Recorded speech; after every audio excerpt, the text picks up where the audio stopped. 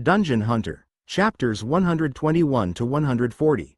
Chapter 121. Flesh and Bones. Kuang. A giant worm stretched out. A huge hole appeared in front of the dungeon where thousands of creatures were pouring out of it. For the sake of our god. There was an existence leading the monsters. A demon in Okuyo's faction, Azuman. His soul had been assimilated with 12 demons. He viewed almost all the other demons as equals. Okulo's was their god, and as a tribute to him, Azuman painted his face gold. Not one bit of Azuman's soul would eventually remain. Over time, his mind would be crushed into dust. But right now, he still had some individual thoughts. Gruk, Gruruk. A large number of orcs were at the entrance to the dungeon. Sik moved the creatures outside. However, this couldn't stop the aggression of the orcs. Blame your master. Azuman pulled out a green bow. A strong wind pressure rose as the bowstring was pulled back. But there wasn't the sound of an explosion as the bowstring was released. Gurik. Instead, air bubbles formed on the shoulders of the orcs. Although they tried to hurriedly remove them with their hands, the air bubbles didn't disappear. The air bubbles just got bigger. Pung. They burst with a large sound. However, it didn't end with just popping. Monsters made of green vines emerged from the bodies of the orcs, tearing them apart.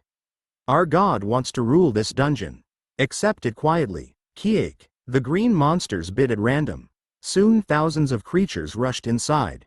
The full-scale invasion began. The top floor of China's dungeon. Sik's face was red and she was fidgeting restlessly. Sik. These bad people. It is foul to have so many invading. Azuman and his creatures were coming up towards the top floor. There were many of them and their quality was also good. China's dungeon was barely ready, but this treatment was too harsh. If they were only lower-grade creatures like orcs or gargoyles, then she would be able to stop them. That wicked girl Yihi. I asked her for help, so why isn't there any reaction? Sik.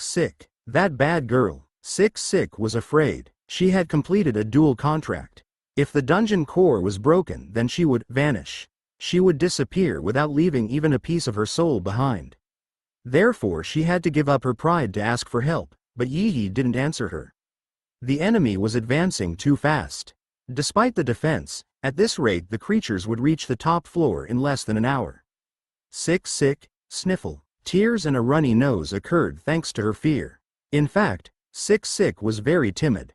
There was a ranking among the fairies. Sik used anger as a way to hide her fear. Sniffle. I don't want to disappear. No. Sik wiped away the leaking tears with the back of her hand. A fairy couldn't die. Even if they received a severe blow, a fairy would just return to nature. The fairy would spend billions of years trying to restore themselves. There was no guarantee that their original ego would recover, but they wouldn't die. However, extinction was different. They would be deprived of all opportunities. There was no way to recover. An instinctive fear prevailed. Her eyes turned to the hologram floating above the dungeon core. The red dots had reached the 28th floor. China's dungeon had 29 floors, so there was only one remaining. Yihi, that bad girl. I also hate master. Right. A voice was suddenly heard. Sik's eyes widened as she turned her head. The magic circle to move between dungeon cores had been activated. Furthermore, Sik saw a very welcome presence. The person who ruled 3 dungeons. The dungeon master. He showed up with strong creatures. The current status of the enemies? Sik replied to the question. The 28th floor, they've reached it. I came just in time. Master, are you going to stop them? Naturally. The dungeon master just laughed. They set foot in here without permission. I will obliterate them. I had thrown Okuyo's arm in front of the China dungeon. Okulo's had certainly found the specific location of the dungeon through the arm. Otherwise, there was no reason to hit this place first. Anyway, he tried to destroy this place while the owner wasn't home, and that would cost him.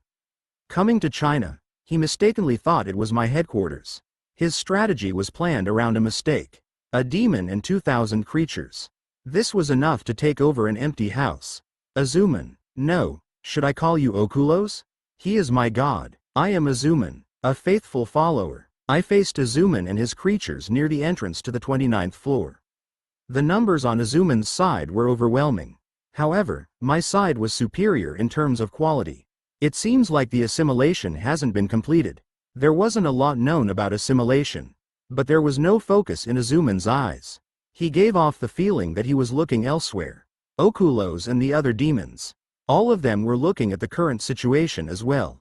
Azuman clicked his tongue and said, "This would have been the perfect raid. How did you notice? Isn't it an obvious plan to attack the dungeon while I am busy at the Demon World auction? If you knew, then you would have been more prepared. Your current appearance, it seems like you were in a hurry. Then victory lies with me. You will know soon enough."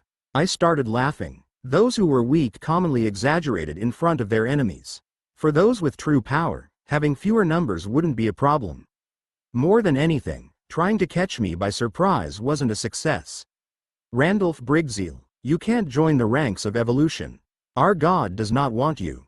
All of you can enjoy evolution on your own. It won't change the fact that I am a hunter. I pulled out wrath, Kuong. At the same time, Lightning God let out a howl as it emerged. Azuman's arms intersected with the bow. His quick fire skill aimed towards me. Is it because of assimilation? He seems a little bit stronger. The skill itself wasn't a big threat to me. Intelligence was related to anti-magic power and I had 93 points. I was immune to quite a few skills. But the speed was unusual. Due to the soul assimilation, his power seemed to be enhanced. If this also happened with Okulos, then it would be very troublesome. You have crossed the line. However, there is a limit when you are alone. Based on the tone, I guess those are Okuyo's words. Is your identity becoming a little hazy? Shut up, Paysak. A magic arrow passed right next to me. It only scratched my cheek a little bit, but air bubbles formed. I frowned as I touched an air bubble. It felt like something inside the air bubble was trying to take root. It wasn't big, but it didn't seem wise to let it continue. It would have been easier if I had the Wrath or Sloth skills, but they disappeared after receiving the third set item. I still didn't know what corruption did. However, Azuman wasn't someone that I needed to use such a skill on. The defense on the right is lax. He was moving his right arm like it was unfamiliar. The right arm I cut off of Okulos was clearly having an effect. It was a weak point. I should take advantage of it in order to win faster. Dark Sword. The sword was locked in darkness. Everything cut by the skill couldn't be healed. Quack. It cut the flying magic arrows. I circled Azuman and persistently aimed for his right side. This guy. Azuman obviously knew what I was doing. But it was impossible to stop even if he knew. Plus, I wasn't the only one aiming for Azuman. Kuong. An attack that I prepared beforehand struck while Azuman was nervously concentrating on me. Lightning God made contact with Azuman's left ankle. Kuik. He tried to avoid it, but the ankle immediately disappeared. Azuman's body twisted and he collapsed. I approached and looked down on him. Azuman, Okulos, you are my prey. Prey will never win over the hunter. It doesn't matter how strong you are. This is just the beginning. We have the same idea. This is just the beginning. Puik. Even the right ankle was cut off. Kuik. Now it is more balanced. Once I completely blocked him from escaping, I looked around. Indeed, the overwhelming difference in numbers was being overcome. The creatures couldn't pierce through and were coming to a standstill. Of course, they could become dangerous if left alone. I had to alter the mood before that happened. Demonstrating an existence with absolute power. It was more than I imagined. I started to play with the 2,000 creatures. Azuman was collapsed and couldn't help. The creatures fought with determination, but they very rarely fought desperately. Kuong. Kuong. The frightened ogres quickly left the battlefield. Hundreds of creatures followed them. I had instantly taken away their power. The only ones left were the rabble. This is a waste of time. Go and clean them up. Please leave it to me, Dungeon Master. I will clean them up within 10 minutes. Krasla brandished his red spear. I'll do it. Clean up. The energetic Gigantes wielded an enormous club to devastate the enemy. A wave of magic power swept over the creatures every time he moved his club. The golems hadn't participated in this fight since their goal was to stop anyone from interfering. Thanks to that, I managed to handle Azuman quickly. It took less than 10 minutes to clean up the remaining creatures. Once the throat of the last troll was pierced, Krasla returned and went down on one knee. Blood covered his body, but his attitude showed that he didn't care. All of the enemies have been wiped out. Lead the remaining troops and take care of the fleeing creatures. There are too many of them for Chrisley to handle alone. Chrisley was leading all the saber tigers.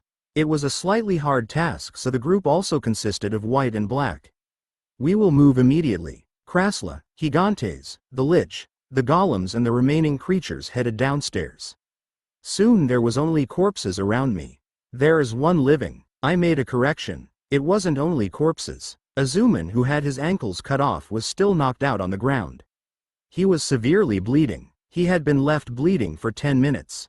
I approached Azuman carefully and grabbed his head. Bam! I strongly slapped his cheeks. After repeating that action multiple times, Azuman's eyelids slowly opened. Kuu, wake up, Azuman. D-E-A-D. He struggled to squeeze out a word. He thought he was dying, but unfortunately, I wasn't that generous. I bent down to Azuman's ear and said, "No, you're not dying. You won't die until you feel the pain of your soul being torn." Wouldn't making Azuman tattered also deal a blow to Okulos? I was very curious. The souls might be assimilated, but that didn't mean they were safe. I smiled as I imagined Okulos bending over from the pain of his bones being broken. And Azuman trembled as he saw my smile. Chapter 122 to 123. Yihi's Bizarre Adventure. I was born on the battlefield. I spent decades on the battlefield. The survival rate on the battlefield was less than 1%. Even when all the people I could consider as allies died, I managed to survive. Therefore, I was familiar with torture. Please. Azuman was in such a crushed state that it was difficult for him to speak. He had been stripped and his guts were hanging out. His ears and nose had been cut off. Both eyes? They had completely disappeared. The feet were tortured and Lightning God constantly burned the flesh. There was a simple reason why he hadn't died yet. The high-class potion made by grinding the leaves of the Tree of Origin. There was no way I would let him die so easily. Azuman, your god has no power now. Kill me? It had already been 10 hours of torture. I had done everything I could do, and Azuman's mind had collapsed. Okuyo's power would also be reduced. This is enough. The pain I could inflict had reached its limit. Pack. I swung wrath towards his head. Instant death. Azuman's body twitched once as he died. However, I had no intention of letting Azuman go comfortably. I turned my head and spoke to the Lich that followed me. Lich, take the head filled with magic power. This will give you a good source of magic power. Understood. The Lich has a habit of pausing when talking. In other words, Azuman would be used to make a staff. His body would receive eternal suffering. I was curious about what Okuyo's expression would be if I showed it to him. Kuu. At that moment, a crack began to open. The items purchased from the auction started showing up one by one. I guess it comes to the dungeon that I am near. Originally I received everything in the South Korean dungeon. But right now, I was in the dungeon in China. The dungeon that the goods were transferred to seemed to depend on my location. We are the Kerr warrior clan. Where is our master? A loud voice rang out in the dungeon. A bipedal species with the legs of a horse, torso of a bull and head of a human. The Kerr warriors were the first ones to show up. The leader saw me standing before Azuman's body and laughed. Torture. The Kerr warriors are also very fond of torture. Noisy. My spirit was still a little sharp from the torture. The Kerr leader frowned slightly before bowing his head. Master, I'm sorry. This is the normal voice for the Kerr clan. I didn't know because they had been quiet at the auction. They were compliant when purchased, so quite a few could have defects. The Kerr warrior clan consisted of 100 people. Each one was equivalent to an intermediate 5 LV creature. There were some advanced level warriors mixed in, so I didn't hesitate to purchase them. Well, it is okay as long as they enjoy fighting. I would pay attention to them. As long as they followed commands well, I would let something small like this go. Hi-hiing. My attention turned away from the Kerr clan. 100 infernos had shown up through the crack. The Firehorse Inferno. They weren't herbivores. They ate monsters like goblins, orcs and even trolls. There were 100 of them. However, I didn't purchase them simply to increase my numbers. I heard that the Kerr warriors can ride horses, so your combat capabilities should greatly rise. That's right, we can hunt twin-head ogres when riding an inferno. I nodded. I heard that the Kerr clan lived in remote areas. Everyone said about them, a species that becomes much stronger when riding a good horse. There was a legend that a Kerr warrior riding a Pegasus managed to hunt a hydra alone. In other words, the Kerr clan were a horseback riding species. Excellent. There was no doubt that they would play a large role when hitting Okuyo's dungeon. The next item to appear through the crack was the Lich Gaparam. I can feel a strong aura of death. It doesn't feel very pleasant. Is this a dungeon? As a lich, shouldn't you be familiar with the aura of death? Gaparam gave a small smile and shook his head. Don't compare me with other shallow lich. I became a lich for my research, but my foundation is as an alchemist. My work deals with life, not death. Hallow, lich? Unfortunately, there was another lich close by who heard it.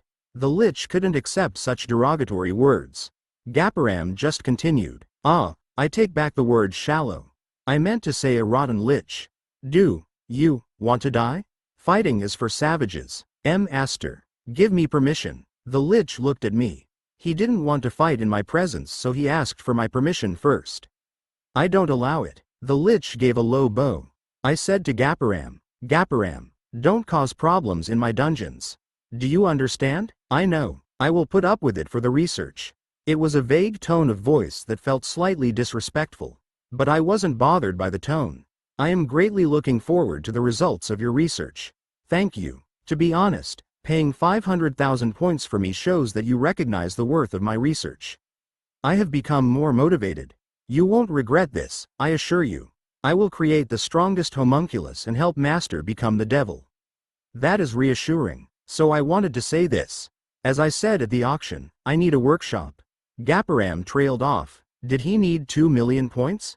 That number wasn't a burden for me. I will give you a place soon. As expected, Master recognizes my value.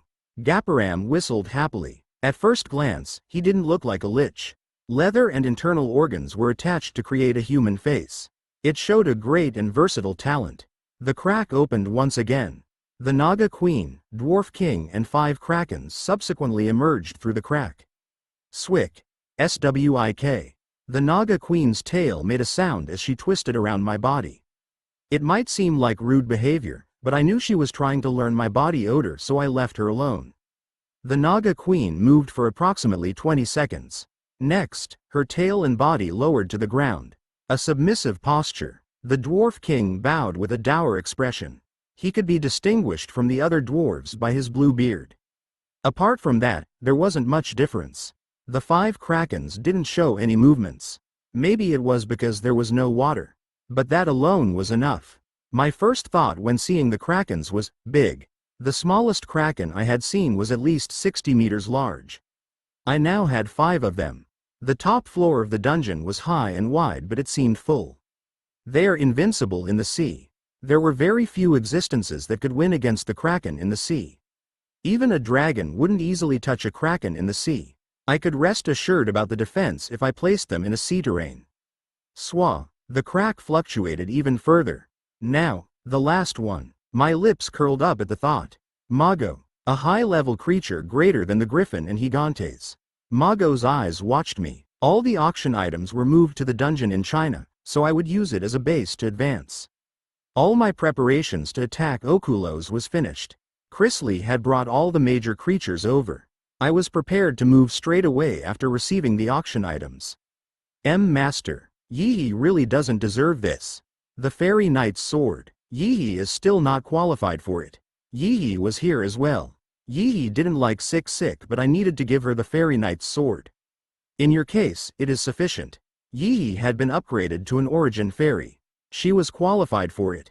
But, the Fairy King only grants this sword to one fairy. The last time the Fairy King gave it to someone was more than 20,000 years ago. Yihi, but I am glad to see it. Yihi, yes master, take it, yes? Yihi hesitated before grasping the Fairy Knight's sword with closed eyes. It was 30 centimeters in length, so it was more like a skewer than a sword. However, it was quite long when considering a fairy's size. The moment that Yihi firmly grasped the Fairy Knight's sword, light poured out from the sword and formed a small door. The door then sucked Yihi in. The Fairy Knight's sword will test the fairy, Yihi. The fairy, Yihi, will be moved to the examination room. I never expected this. A forced move took place. There seemed to be a separate place for the examination. I tried to use the fairy's blessing to talk to Yi, but there was only deafening silence. My dungeon master, Fairy Nim has disappeared, Chrisley said with wide eyes. It isn't a big deal. She had disappeared and the connection had gone dead for some reason. There was nothing I could do. I just had to hope that she would return unharmed. It might be cruel, but there was a chance she could take a long time and I still had many things to do. I can't waste even a moment.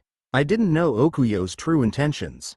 Okulos had sent a raid group but there was no telling what he was doing during this time. Besides, Okulos had seen my status window. He would have surely spotted the title of Dungeon Hunter. He might have sensed that residual points could be obtained from dungeons.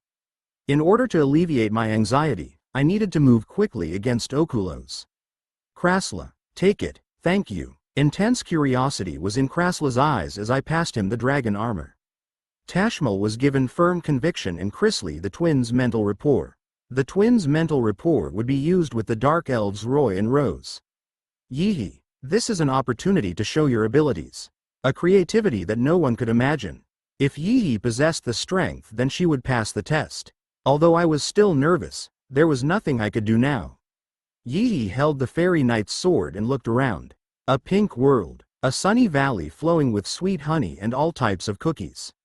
A huge rainbow was floating in the sky while the sun looked like a giant cookie. It was weird to see sunlight coming from a cookie. A pink unicorn was playing in a unique field of pink mushrooms and pink sunflowers. There were pink dogs, pink cats and even all the cookies were pink. This was a pink garden. A place she had never heard of. Even Yi was forced to panic. Eobobo. Where is this place? She swallowed her saliva. Her sword-holding hands trembled. She remembered a door forming and then she was dragged to this ridiculous place. How could she not be surprised? Master, where are you? Are you messing with Yi? She hid behind a pink bush and saw the dead body of a rat. Rather than master, the only existences around her were the pink unicorn and other pink creatures. Hying Tilda. The unicorn poked out its tongue and its ears were pricked up. The sight of it turning upside down to chew the grass was enough to make anyone think it was crazy. Yi won't be safe if I'm caught by that crazy unicorn. I will hide here and watch the situation. Master said to me, enter a cave to avoid getting eaten by tigers? Ah, no, that wasn't it. What was it? She fell into a state of panic. Several thoughts passed through her head as she tried to ignore the reality. But time passed and the pink unicorn was still there. Even the sun was still cookie-shaped. I will count to 1,000,000. The unicorn will surely be tired and go to a different place by then. 1, 2, 3, 599. 1, 2, 3. Once she repeated from 1 to 99 hundreds of times, the unicorn finally started to move. Hying Tilda, it was peeing. It furiously urinated all over the place. The urine spread out from the unicorn's body like a fountain. That unicorn really is crazy. By the way, Master is bigger. Master has 2 big weapons. Now it has increased to 3. Overall, it is Master's victory.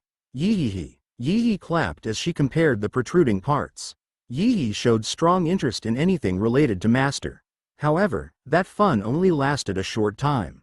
Yi was in an unknown place with a scary unicorn so she quickly became exhausted. She slowly closed her eyes from the fatigue. Hying, Master, I want to see you. Yi will work hard in the future. Don't throw Yi away, yawn. Yi scratched her belly and drooled. In her dreams, she was running through the flower garden while holding hands with Master. Between the ha-ha-has and ho-ho-hos, both of them looked happy. Master, I am Yi. In fact, I like Master. She made a small, pretty bouquet and handed it to Master. Master smiled as he received the bouquet and patted Yi on the head. Me too, Yi. I felt feelings of love from the moment I first saw you. Ah, Master, Yi has been yours since the beginning. Even the gods can't tear our love apart. I will become the devil and Yi will sit next to me. You will be by my side forever. I will always be happy if my hands can pat your head and touch Yi's beautiful hair. Yi. Master stroking my head is the thing I love best in this world. Yi. In the future, don't scold Yi. Yes, of course, I will expand your garden. You can annoy the bees to your heart's content. Yee. This as well? I will praise you every day. Yee. I will stroke your head at least 100 times. Yee. She was happy. She wished this time would go on forever. However, there was one thing. By the way, Master. Why are you licking Yee's cheeks with your tongue? Master? Why is your face suddenly pink? No. Yee's eyes widened as she woke up and shot upwards. There was no lush flower garden or master whispering words of love. Pant, a dream.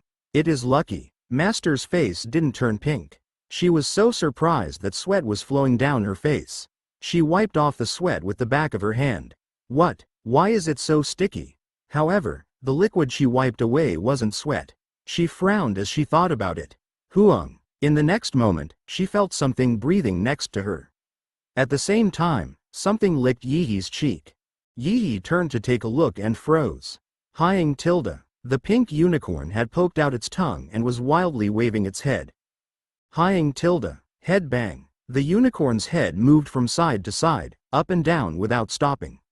It was disgusting. There was a runny nose and tears. Hyang tilde. Were her wings wet with saliva? They couldn't be unfolded. She couldn't fly. Yee started to quickly run on her 2 little feet. And the pink unicorn calmly followed after her. Don't follow me. Yee isn't tasty. Yee was desperate. She recklessly ran through the pink forest. After tens of minutes, Yee's expression became increasingly more exhausted. This can't continue. That perverted unicorn will eat me. The good news was that the unicorn wasn't in sight. It would catch up soon, but she still had a chance. Yee quickly looked around the area. I will hide over there. At the bottom of a hill, there was a small cave in a blind spot. At first glance, it seemed like an appropriate place to hide her body. Yee quickly ran into the cave. Weiyu tilde. That was hard. Yee doesn't have the strength to walk anymore. She leaned back against the cave wall and massaged her feet. She couldn't remember the last time she had run somewhere. No, this was actually the first time. She was always obstinate about flying. After a short break, Yee started to examine the cave. A strange-looking cave. There are a lot of huge mushrooms. Of course, the mushrooms were pink. Still, all of them looked different and it stimulated Yee's curiosity. I need to go further inside. Yee needs to find a safe place for Yee to defend herself. Kungcha. Yee slowly and painfully got to her feet. As she went deeper inside, the mushrooms seemed to grow even larger. After walking for approximately 30 minutes, a huge vacant lot appeared. In the heart of the vacant lot was a huge mushroom surrounded by various other mushrooms. Wa tilde. Unbelievably large. Great mushroom. Yee. She approached it and tapped the bottom. Bouncy. The texture was soft. Yee thought it was fun and constantly poked the mushroom with her finger. Kawang. Soon, the cave began to shake. The giant mushroom started to move. Igamonina. Yee quickly moved back at the angry roar. She was at a loss as she saw eyes and a mouth on the giant mushroom. How dare a stupid fairy invade the mushroom kingdom? The mushroom king named Mushroom will not forgive you. Mushroom. Intruder. Mushroom. Kill. Mushroom. The mushrooms in the surrounding areas also rose. Yee, who was suddenly trapped, trembled. What did Yee do? The Mushroom King said, HMPH, an intruder shouldn't talk. Die. Mushroom. Kill. Mushroom. Small mushrooms surrounded her. Yee earnestly implored with her hands. Spare me. Mushroom. She would get eaten. Master. Yee closed her eyes. It wasn't necessary to stroll through the flower garden, but she at least wanted to see Master's face. It was at that moment. Hyang tilde, a prince charming on a white horse. No, just a horse. The unicorn. It slaughtered the mushrooms with its horns and quickly stood in front of Yee. Nothing happened, so Yee opened her eyes to find the unicorn. The perverted unicorn? Hyang tilde. Don't tell me you came here to rescue Yee? Hyang. Yee was impressed. The unicorn she called crazy and perverted had come to the cave to save her. Yee was mistaken. Aren't you a really good unicorn? Hyang. Then will you take Yee out of this cave? Hyang. You won't? You want Yee to defeat these mushrooms? Hyang. Yee is weak. Hyang tilde. It is possible if it is Yee? You understood. I'll try it. She raised the fairy knight's sword. After a deep breath, Yi Yi recalled Master's movements. He had a beautiful appearance as he used the sword to slaughter the enemy. She was ecstatic just thinking of the movements. Yap! Yi Yi gave a large cry as she waved the sword. I'm sorry. The mushrooms were weak. Only the Mushroom King had a large size. Once a few mushrooms were pierced with the sword, he groaned with pain and apologized. You are the fairy of the legends. The one holding the fairy knight's sword. The fairy of the legends? What is that? Yi Yi was confused. Then Mushroom said, yes, a legend has been passed down in the Mushroom Kingdom and Cookie Kingdom. A fairy holding the fairy knight's sword will appear to save the world from the Pink Queen. Save the world from the Pink Queen? Yi Yi can't do such a huge task. Don't say that. Fairy Nim is our only hope. Just thinking of what happened when the Pink Queen caught ordinary mushrooms and cookies really brings me to tears. But, I can't do it. Instead, why don't you send Yi Yi back to her original world? I will talk to Master and he will solve your problem. Mushroom blinked. Your original world? Ah, the legendary fairy must come from another world. The Pink Queen will know the answer to your problem. Yi Yi touched her jaw. She picked up this habit from Master. However, she wasn't able to find a solution like Master. She just had to try it. It is really possible for Yi Yi? It is hard for now. But if you wear the legendary treasures from the Mushroom Kingdom and Cookie Kingdom, you will have a chance. Plus, you have the legendary unicorn. Victory is certain. Hying tilde. The unicorn was still moving its head. Honestly, it was scary. It also splashed saliva everywhere. The fact that it had a good nature was a separate fact. Yi Yi didn't have any confidence as she looked at it. Yi Yi ignored the unicorn and asked another question. Then what is the Cookie Kingdom? Mushroom sighed. Right now it is different, but we were brethren in the past. After the Pink Queen turned the Cookie King into the sun, they gave up on all attempts at diplomacy. Now they just stare up at the sun every day while working. Please, please save both of us. Mushroom, please, Mushroom. Thousands of mushrooms said it all at once. They looked pathetic even to Yi Yi. The Cookie King had become the sun. The cookies had to stare at him all day long. Yi Yi felt like it was her story. It was similar to the way Yi Yi wanted to look at Master every day. She also had a lot of confidence after using the sword against the mushrooms. The word, legend, gave her some momentum. I can return to my world after slaying the Pink Queen? Understood. Leave this to Yi Yi. Yi Yi hit her chest and said confidently. Chapter 124 to 125, Demon Predator. Hyan Moon's necklace. The owner was a master swordsman and wearing the necklace taught a powerful sword technique. Ariel Diablo had obtained it in my previous life, using the advanced proficiency to conquer her enemies. But now it was mine. I owned it, not anyone else. I placed the moon-shaped necklace around my neck. At the same time, the Hyan Moon's necklace has been worn. The secret sword technique, Moonlight Falling, epic, passive, has been learnt. A refreshing aura covered my body. The blue light around my body resembled that of the moon. Today was a full moon. This was the perfect day to experiment with the new sword technique. This is Moonlight Falling. I accepted the energy. The information about the sword technique slowly entered my head, and I could see Hyan Moon. He had a beast-like body. His hair looked like it hadn't been cleaned in a while and he had a beard. He wore worn clothes and walked forward with two swords in his hands. The image of the sword technique demonstration was etched into my retinas. I admired the beautiful sword trajectory as it moved in the moonlight. Beautiful. I had that thought while watching the swords move. It couldn't be compared to the dancers who moved holding swords. Every single movement was important. It was beautiful, but the sword also pierced the heart and head of the enemy. It was a new experience for me. Swordsmanship on an entirely different level. In my previous life, the moonlight falling that Ariel used was intense. However, it wasn't beautiful. She had probably reassembled moonlight falling according to her own color. She knew tens of thousands of sword techniques. She absorbed everything and turned it into Abyss Sword. Hyan Moon's sword technique was just one part of this. I will leave it as it is. My thoughts were different. I didn't know any proper sword techniques. They were given to me during actual combat. A technique to split the flesh of the enemy. Simple ways to break the enemy's bones. That was it. I thought that was enough. Swordsmanship? I hadn't felt the need for it. This bias changed after seeing High-End Moon performing Moonlight Falling directly. This was complete by itself. There was no need to make any changes to it. Of course, there would be differences based on the interpretation. I lagged behind significantly when it came to actually using Moonlight Falling. But if I kept learning Moonlight Falling, I was confident that I would break the wall on my own.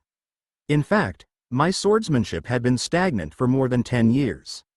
My abilities rose as I became stronger, but there was no change in the techniques themselves. So I wanted to learn. I wanted to absorb it.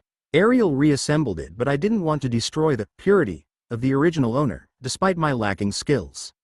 High-End, I will carry your method forward. I stretched out my hand. High-End Moon's movements imprinted in my retinas were carried out through my hands. There was no notion of reality. My hands continued to draw Moonlight Falling. Moonlight fell on me from the full moon, and it felt like a heavy weight was pressing down on me. A prophet, a sword master. He was strong and I respected his purity. High-End Moon loved the moon. His emotions were contained in falling moonlight. The desire to learn and grow from High-End Moon filled my head. I am fond of the full moon in the quiet sky. I laughed. I recalled the days spent on the battlefield. A place of slaughter. A place where I couldn't even trust my allies. Still, the moon was the only one on my side. It would never change or betray me. I understood a little bit of High-End Moon's heart. I held wrath in one hand and the Emperor's sword in the other. And I brandished them until dawn. I couldn't move without a plan. I needed to draw up a plan, divide the troops and give them time to adjust to the items purchased from the Demon World auction. Okulos was a Grand Duke, so I needed to be well prepared before going against him. You absolutely can't get caught. It is important to monitor the dungeons of Okulos and important demons from an appropriate distance. Send me reports through the crystal ball once a day. I will follow your words, Dungeon Master. Reconnaissance was a must before moving. I used Krasla and a few dark elves for mobility. Okulos knew my status window, but he wasn't aware that I knew the exact location of his dungeon. Your damn arrogance. It will make sure that you aren't prepared. My purpose was to catch him off guard. It wouldn't be long. Meanwhile, I would use this time to gain a little bit of strength. Stein, how is the work of the Dwarf King progressing? He is so amazing. 7 unique level weapons have already been completed. At this rate, the basic preparations will be ready in a fortnight. Once the huge weapon for Gigantes is finished, his power will instantly double. Stein said in a proud tone. Indeed, good blacksmith skills and superior materials meant that decent weapons were created. Thanks to that, the dwarves were growing every day. A fortnight. I couldn't waste that valuable time. After completing some urgent tasks and learning Moonlight Falling, I pulled out the rest of the items. Millennium Stigma, Lightning Orb and High-End Moon's necklace were all items for my growth. To be precise, they work to increase the impact of Lightning God. Lightning Orb helps lightning-related skills recover. I used Mind's Eye once again to confirm it. Name, Lightning Orb, XU. Description. An orb held in the mouth of a lightning dragon for 100 years. Asterisk strengthens the electrical properties of unique skills. The user's electrical magic power can be restored once a day. Asterisk can grant electrical properties to spirits. Lightning God had a higher rank, so the strengthening effect would have no effect. I was aiming for the recovery and integration options. Lightning God. Move. Lightning God started moving out towards the lightning orb. It wasn't a simple movement. Lightning God felt resistant, but it couldn't go against my orders. After a while, Lightning God finally reached the lightning orb. At that moment, a strong sense of effort could be felt, but I ignored it. This was work that required intense concentration. Lightning Elemental, Epic, has entered the Lightning Orb, XU. The spirit rating is very high. The effect will be enhanced. The name will be changed to Lightning Orb, Lightning God. The efficiency of Lightning Elemental, Epic, has increased. The consumption of materials for its use has been reduced by half. Then I pulled out the Millennium Stigma. This was an item that formed a type of contract.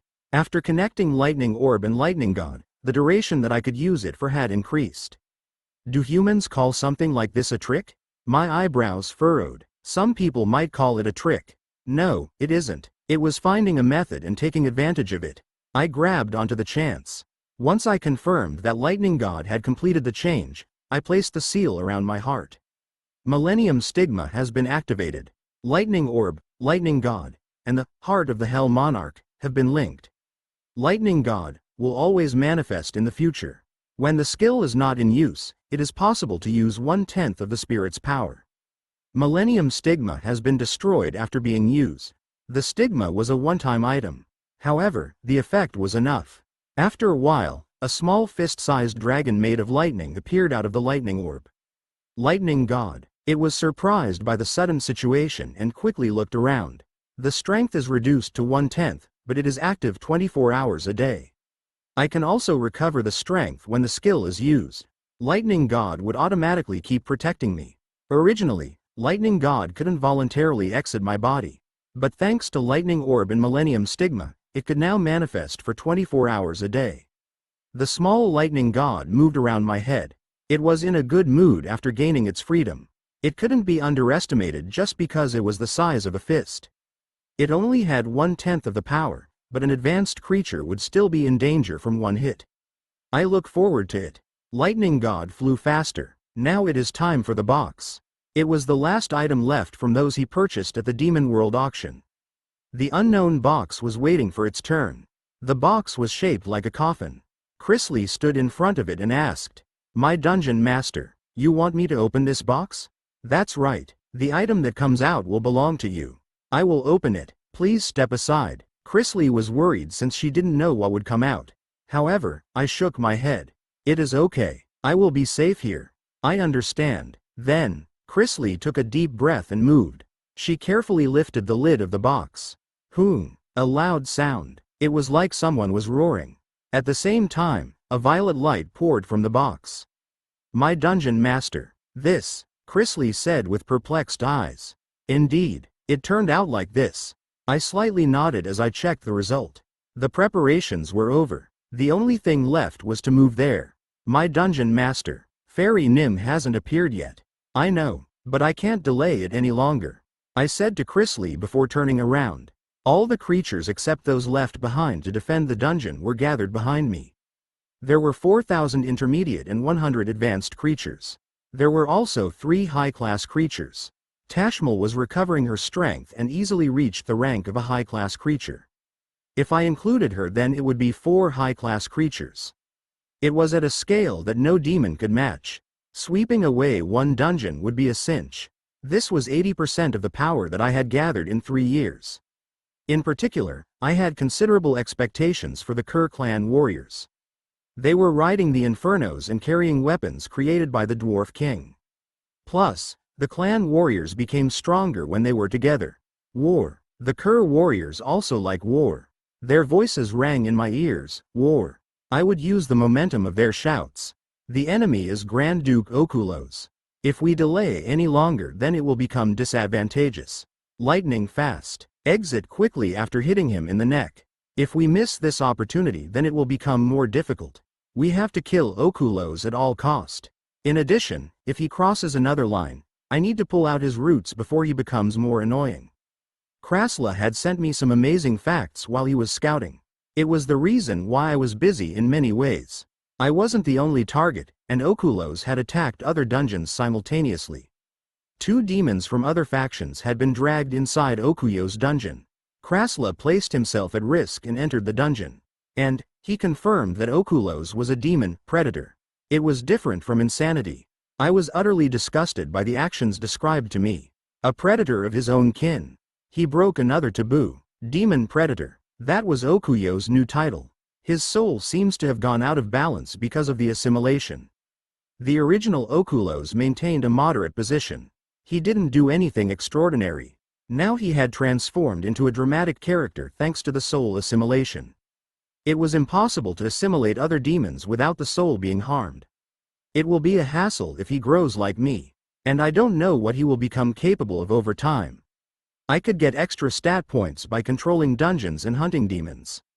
However, Okulos was likely to gain something as well from eating other demons. That was enough for me to move, but I also couldn't guess Okuyo's behavior. I needed to destroy him before he went beyond what I could face. I organized my thoughts and took one step forward. Follow me. We will destroy the enemy. A large group of creatures started to move from the dungeon in China. Okuyo's dungeon was located in Brazil, South America, so I needed to go by sea. The turtle islands I bought were ready to move. I had purchased an additional 9 turtle islands. They were big enough to be called small islands, and 10 of them could carry 5,000 creatures. Stop. Warning. Don't come any closer. The problem was that the humans had a reaction to the large number of creatures moving. Several thousand humans with tanks blocked their path. There were also dozens of awakened. It had already been 3 years. It was impossible that the humans didn't know negotiating with creatures was impossible. It would have been better if they struck first instead of giving a warning.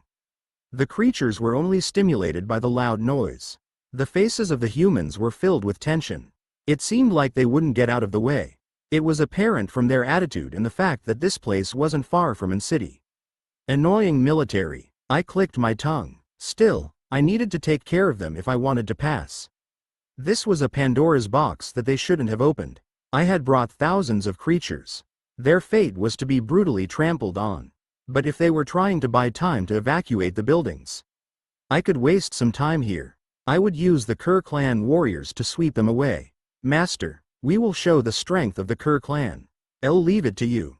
I coldly accepted. If I used the griffin, then I could quickly clean them up. However, it wasn't bad to look at the combat power of the Kerr warriors. With my permission, the Kerr warriors were all riding infernos. Hi Ra, wipe them out. The 100 infernos that the Kerr warriors were riding kicked off against the ground. They were 3 meters tall. There was also the moderate size of the Kerr warriors. An ordinary human would have to look up to barely see their heads. Kung, Kwarung, the tanks fired. The Kerr clan had never encountered weapons like this before. The Kerr warriors were hit by them. One of the warriors was literally knocked to the ground. But he just got up from the dirt. That hurt me a little bit. The Kerr warrior just laughed like it was a joke and got back on the inferno. Amazing actions followed. The infernos swiftly moved among the humans. Their skins were tough and close to impervious, making the bullets unable to penetrate them.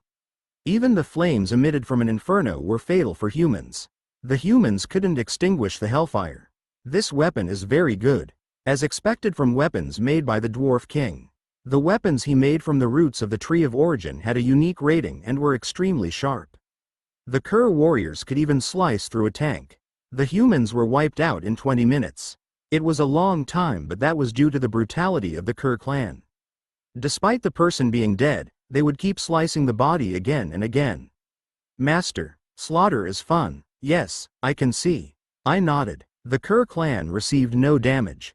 There were some minor injuries, but their power was preserved. This isn't all. The true strength of the Kerr clan will only appear when dealing with strong enemies. They were a species specialized in fighting together. This was the Kerr clan. There was also a skill associated with them. Rendezvous, a skill that raised strength and stamina when many Kerr warriors faced an enemy. The Kerr clan warriors are strong. The Kerr clan cried out loudly as they held up their large swords. An attitude like they were showing off. Most of the creatures gathered here took it as a taunt. Chrisley was tired of it but ignored them. On the other hand, Tashmal, who was wearing firm conviction, spat out harsh words. I can't find any dignity. Her tone was filled with thorns. She had been fidgety as soon as she left the dungeon because she was concerned about the baby angels. Tashmal's 3 pairs of black wings spread out in an intimidating gesture. Her stats had recovered quite a bit and she could match high-class creatures. I was resting for a while and had a chance to check Tashmal's growth with mind's eye. Name: Tashmal. Occupation: Fallen Angel. Title: Asterisk Angel of Light steeped in darkness. Epic: Intelligence and Magic Power +6. Asterisk Firm Conviction. R. Stamina +3. Stats: Strength 77, Intelligence 88, +6. Agility 83, Stamina 79, +5. Magic Power 86, +8. Potential: 413 +19, 471st. Uniqueness: an angel that spread light into the world has now become a fallen angel. The stats have been lowered in the aftermath of losing her wings, but they will quickly recover. Skill: Propagation of Darkness. Epic: Barrage of Dark Spears. Epic: Dark Thunder. Epic. Before and after comparison. Strength 68, Intelligence 93, Agility 78, Stamina 69, Magic 90, Potential 386 plus 12, 470 firsts. Strength 77, Intelligence 94, Agility 83, Stamina 84, Magic 94, Potential 413 plus 19, 470 firsts. The Firm Conviction Helmet. The helmet increased her stamina by 5 and her magic power by 2. Her stats were more than 430, so she had already surpassed Gigantes and the Griffin. This was almost as strong as a 2LV high-class creature. I wondered what the result would be if she fought the Kerr warriors, but now wasn't the time for that. There is no time to delay. Move to the right. I walked out. I needed to stab a dagger into Okulos before he noticed. Moving with Turtle Island was simple. It dived into the depths of the ocean with a shielding skill. Thanks to that, I was able to reach South America without any interference. Of course, there was one more bridge to cross. I decided to go through Peru. Everything has been destroyed. It wasn't a country with strong military power, so I thought I could easily pass through. But this was completely different from what I expected. There weren't even any ants or puppies, let alone a resistance. All the cities were completely destroyed. The smell of burning flesh and rotting bodies permeated the air. Peru didn't have a dungeon, so I could only guess that Okulos was behind it. My dungeon master. The smell is unbearable. Chrisley pinched her nose. The burning and rotten stench was the worst. It was hard for her superior senses. I opened my mouth and said, "There are no humans visible. Isn't it due to Okulos? You think so as well? The signs are all around us." Did he intend to gather some points? The tragedy had happened not long ago. At best, it was only 1 or 2 months. It was something he clearly did before entering the Demon World auction. However, was it really for points? No, it is not for the sake of points. Chrisley was puzzled by my words. Then, look at the bodies. The area was littered with corpses. They were eaten by insects, rotted or burnt, but were still obviously corpses. Ah, none of them have heads. It wasn't difficult to understand after that. She hadn't been aware because the smell was so bad she turned away. Sacrifices, Tashmal said with a serious expression. I agreed with her. That's right, Tashmal. They are sacrifices to summon something. I couldn't imagine how many sacrifices there were. It was at least hundreds of thousands. Chrisley trembled as she was enlightened. Isn't he a Grand Duke? An existence like that, making all these sacrifices for a summoning. I couldn't act recklessly. I forgot my pride and couldn't easily move. A Grand Duke was strong. They had high standards in other areas, not just strength. Yet he was forced to offer many sacrifices. Especially since I didn't know who he was summoning. It wasn't possible for me to have an extensive knowledge of summoning. Right now, Okuyo's mental state isn't normal. It isn't strange that he would do something like this.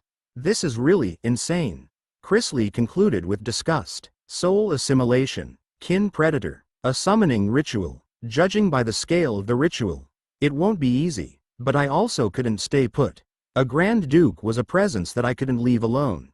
I didn't want to. I hoped to knock my opponent down from his position. At the very least, Okulos was within a short reach. A fight between a predator and a hunter. I formed fists. It would be hard, but that didn't mean it was impossible. Wide plains. Hundreds of thousands of human skulls were skewered. Accumulation of cruelty. Okulos grinned as he looked over it. Soon a magic circle was invoked on the whole plains, and a huge mountain-like shadow appeared. Who summoned nothingness? Nothingness. Something that no one knew or could explain. A shadow of nothingness was summoned. It is good to meet you. I am the one who summoned you, Okulos said to the shadow. Then he turned his attention to the shadow of nothingness. Are all those heads my food?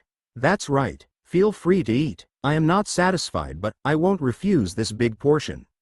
Kawang. It wasn't a mere shadow. The shadow moved over the land.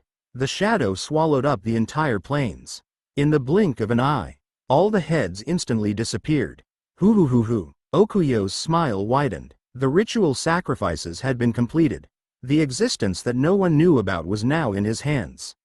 Okulos lost any fear. Now victory was his. Chapter 126 to 127. Shadow of Nothingness, Contigonam. After going through Peru, we safely made it to the dungeon in Brazil.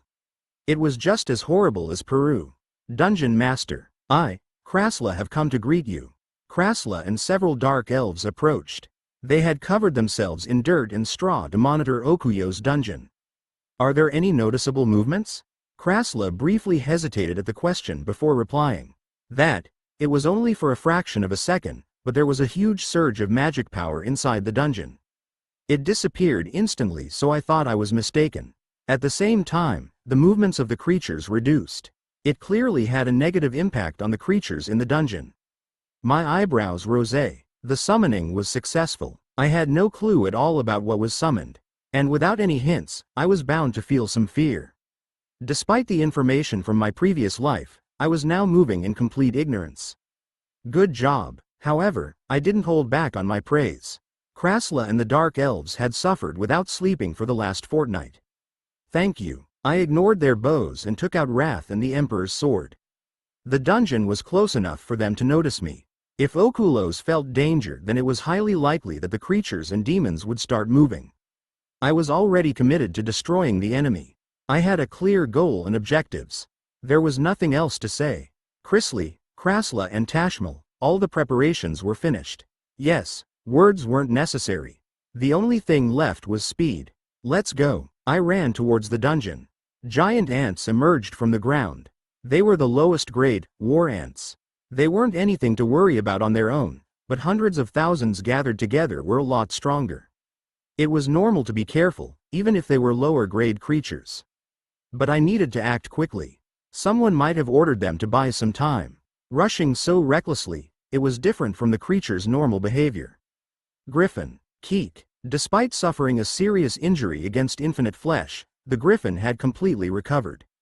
Dust shot up as fire and lightning, epic, hit the ground. Kwa ru rung. It was utterly amazing. A whole bunch of war ants immediately melted. Despite their numbers, they were only lowest grade creatures. They were no match for the griffin. The ants were destroyed without even a trace left behind. The Kerr clan hunted the few remaining war ants. The time that it took? Less than 5 minutes. They completely finished it. The enemy was wiped out and we moved on straight away. Krasla had figured out the path in advance, so it was easy to move up. But I didn't see any more war ants until the 5th floor. Ant Cave. Okuyo's dungeon was an ant cave. All his creatures were ants. The 6th floor. It was the first time there was a change. A storage for eggs. There were tens of thousands of ant eggs. Guardian ants were beside the entrance. Low-grade 3 LV creatures.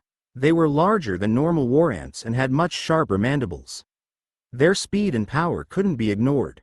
Burn it. The guardian ants were low-grade creatures. Destroying the eggs' storage wasn't a problem.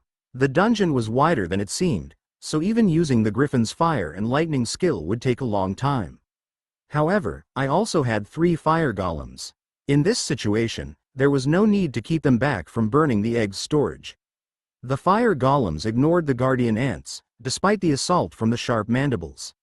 It reached the climax. Kung, Kuuong. After receiving my command, the fire golems only moved for the goal. The ground shook every time their heavy bodies moved. Whack! Flames shot out from the fire golems' hands. The eggs' storage couldn't survive the firepower. The guardian ants rushed at the fire golems but were just melted down.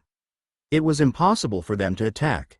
It was easy. There was nothing hidden. At this rate, it wouldn't be too difficult to reach the top floor. I was slowly climbing up the dungeon. Isn't it time that he noticed? More than 5,000 creatures entered. There was plenty of time for the owner of the dungeon to notice. But there were no movements. Was he encouraging me to come? Or he was confident that I wouldn't be able to rise?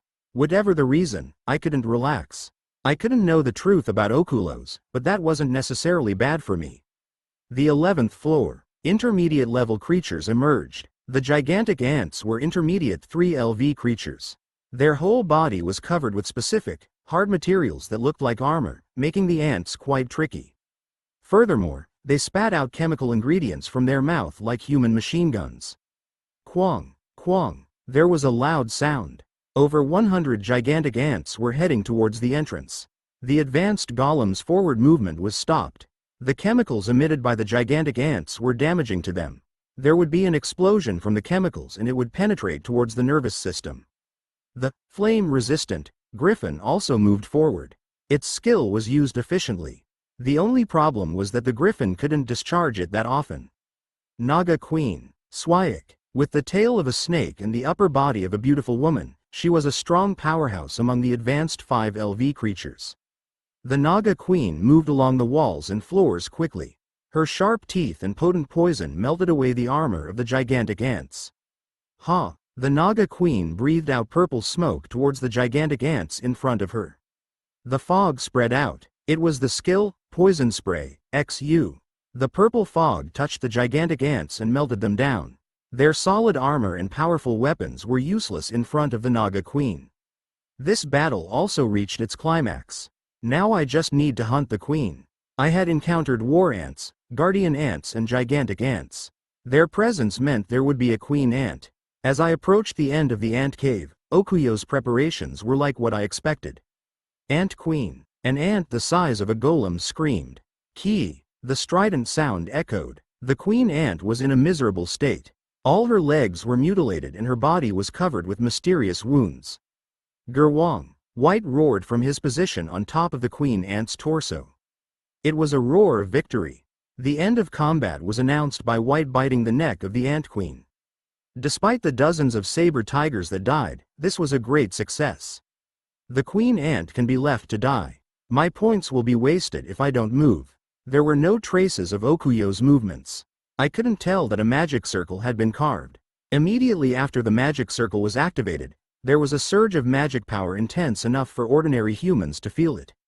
There were no signs that anything like that had happened.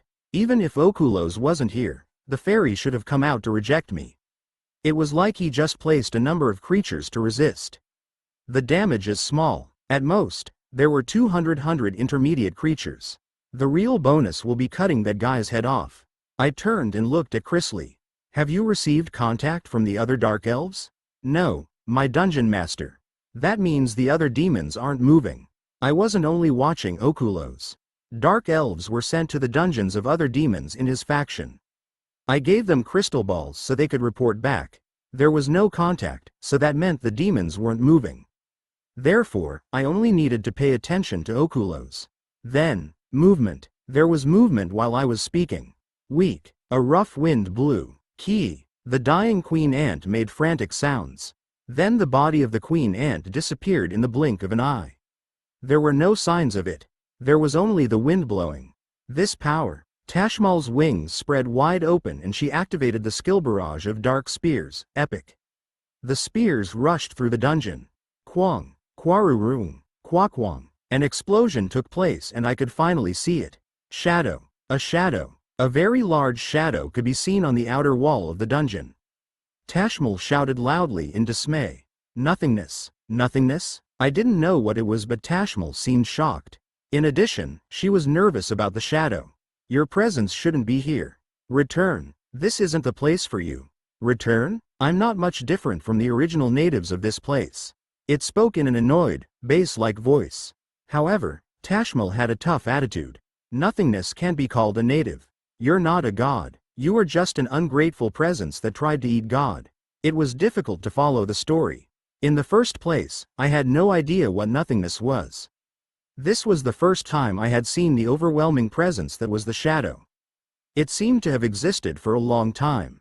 It felt like the first time I had encountered a Grand Duke in the demon world. The shadow wasn't an easy opponent. A powerhouse. I'm not a god? I've heard that for 10 million years. I am the truest god that exists. A fallen angel shouldn't speak on this topic. I still have all the memories from my past lives. You are a god? My god is real. I can't stand any corrupted existences impersonating God. Heeing. The wind grew stronger. Many dark spears floated around Tashmal. I am Contigonam. I am the true god. The other one is just a fake. You damn fallen angel. Then Tashmal accused him. Bah. It looks like you can't remember anything but your name. Everything else has been lost into nothingness. Supik. The shadow that called himself Contigonam moved. Kwarung. Tashmal responded. Countless dark spears shot towards him. However, the shadow was fast. It wasn't easy to hit him.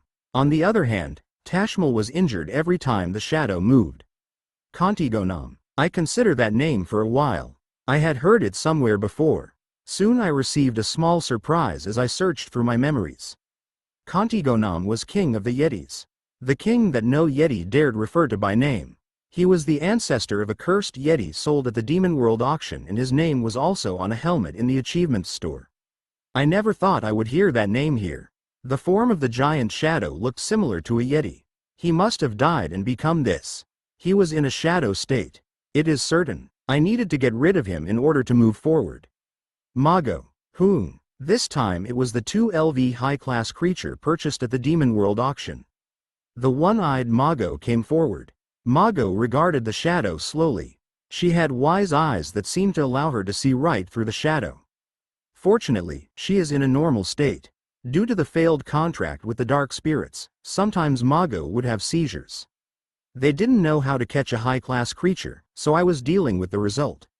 She would become tired approximately once a week and then calm down. But today she was calmer than usual. Her one eye read everything about Contigonam. Heeing. A gust of wind rose next to Mago, and she hid herself in the wind. Mago's habit was to mix in with the wind. I was reminded of her skills and laughed with satisfaction when recalling her status window. Name. Mago. Stats. Strength 89, Intelligence 93. Agility 92, Stamina 68. Magic Power 93. Potential. 435, 446. Uniqueness. Unstable due to the contract. Skill. Perfect Hurricane. Epic, Sage's Eye. Epic, Wind Tread. Epic. It wasn't a surprising status window for a 2LV high-class creature. The disadvantage was her low stamina, but that didn't matter in the current situation. Mago reappeared behind Contigonam. Her one blue eye was shining as she stabbed the center of Contigonam's hand. Puik, Kua. Contigonam, who had been pressuring Tashmal, screamed. It was the first time an attack had succeeded. Mago used the skill, Sage's Eye, Epic, to examine Contigonam. That was how Mago seemed to know a weak point. Mago's eye alone made it worth buying her. Contigonam jerked back from the unexpected blow. That wasn't the end. Mago pulled strongly on Contigonam's shadow. And the figure hiding in the shadow was revealed. A terrible shape appeared from the shadow. A simple piece of flesh. The eyes, nose and mouth had melted together like he was failing to maintain his form. He was a 6 to 7 meter bipedal species, but he really couldn't be called a normal existence. He lost all shape. Indeed, aside from his memories, it seemed like he had even forgotten what he previously looked like. Something like pus was dripping from his skin, giving off a terrible stench. Bubbles occasionally popped on his body in different places. He was nothing more than a crumbling mess right now. Contigonam urgently covered himself in the shadow again. His ugly appearance was once again hidden in darkness. However, I had clearly seen his shape. Gigantes. I used Gigantes to verify this. Enemy. Win. Kung. Gigantes seemed unstoppable as he moved forward. He was holding the huge club that the Dwarf King made for him. Gigantes was thrilled about using the weapon. He was roughly snorting with excitement at finally being able to play. It was a unique grade weapon with the skill, Instant Acceleration, attached, overcoming some of the disadvantages of its size. Gigantes also wanted to see how quickly he could move. Quakwang. He swung down with the club and accelerated. Gigantes had incredible strength. Normally the floor shook when he just walked, but the result was terrible after acceleration was used. However, the impact wasn't as large as I expected. The shadow-covered Contigonam didn't budge. The shadow was lacking to be called an armor. I will kill all of you. Contigonam flicked out his shadow. The shadow was used to hide his body, but it had a further effect. The shadow swallowed up Gigantes. Cough. Blocked. Out of breath. Let go. The shadow covered his entire body. It slowly entered Gigantes. After making contact with the shadow, it seemed like Gigantes was dyed in darkness. Come out. Don't become stained with nothingness. Kururung. Tashmal struck down with the dark thunder spears, but it wasn't very effective. Like Tashmal, the shadow also had the attribute of darkness, so the effects were cut in half. Mago was busy dealing with Contigonam's main body. And do you come here looking for a coffin? Randolph Brigzeal, Okulos and his creatures slowly approached me. There were the 30-year-old Death Knight purchased at the auction, a bugbear, a dark warrior and 100 advanced creatures. There was an advanced 4LV horned ant king and some gigantic ants. Of course, the one I hated was at the front. Okulos. This guy, what did you summon? A god who was trapped in nothingness. I called out to him. The word, nothingness, popped out to me. Where was it located? Okuyo's smile just intensified. By the way, how did you discover the location of my dungeon? You don't need to know. Indeed, I don't need an explanation. You will become trapped in nothingness and then you will follow my words. His eyes turned towards Gigantes. Gigantes had stopped moving after becoming tinged with darkness. The black shadow flowing around Gigantes, it changed his eyes. The eyes were still hostile but he had changed his target. He was staring at me like he wanted to charge over. Is he being controlled? Hoo. That's right, nothingness is not dependent on the shadow. Randolph Brigzeal, how long before all the high-class creatures you are so proud of are controlled? I highly doubt that it will take more than an hour. Then I guess I should kill you before then. Do you think it will be that easy? You might have earned the title of hunter, but I am a predator. A showdown between a hunter and a predator. I'm trembling just imagining it. It won't be as easy as last time. He proudly spoke about breaking the taboo. I didn't answer him. This was shameful conduct for a Grand Duke. I needed to kill him as soon as possible before the shadow showed any more bizarre effects. I gripped Wrath and the Emperor's sword. The moonlight was fully charged. I had practiced moonlight falling for almost a month. 1 month was nothing compared to High and Moon's existence, but that was enough. My dungeon master, give me a command. Chrysalie spoke on behalf of the creatures. She was holding a red jewel in her hands. Huong. A ringing sound was constantly emerging from the jewel. It was the item Chrysalie received from the unknown box. Break the seal. I will follow your words. Gulp. Chrysalie swallowed the red jewel without any hesitation. Suuik. She raised the death wand and produced hundreds of shades. Skeleton soldiers emerged from the ground and a large crow formed on the death wand. The King of Death, Ganak's essence. This was the item that emerged from the unknown box. Chrysalie owned the death wand, so the box seemed to release an item related to necromancy. Garnak, the King of Death. He was a necromancer who reached the pinnacle. Those who swallowed his essence could have his strength for a limited time. Chrysalie, help stop the enemy from controlling Gigantes. Yes, Krasla, you will lead the creatures. Leave it to me. I have a neck to cut off. The delegation of roles was over. I turned and looked at Okulos. Okulos had already used naturalization and relaxation was on his face. He had a completely different attitude from before. Confidence, arrogance, he was feeling those things. Let's end this, Okulos. Come, Randolph Brigzeal, Kururung. The creatures clashed with each other. I was in the vanguard as I swung my sword towards Okulos. Moonlight falling. It was a sword skill that consumed moonlight to make a sword of light. It increased the destructive power of the sword and also confused the enemy. It was a skill that was compatible with Dark Sword. Become stronger. Ha. Noisy. Okulos was still relaxed. By now, demons from his faction should be heading to this dungeon. Was he thinking of buying time? No, he really believed that he could win. Several branches sprouted from his right arm. A myriad of branches popped out from the ground. They took a similar form to Okulos. It wasn't very different from a clone. So 2 clones were created. Their destructive power could be compared to Okulos. Look, the demons I preyed on have taken on my appearance. Randolph Brigzeal, you will also have the glory of joining their ranks. 3 against 1. 1 was easy. 2 enemies was similar. But 3, that was a little arduous. The 2 clones even used the same skills as Okulos.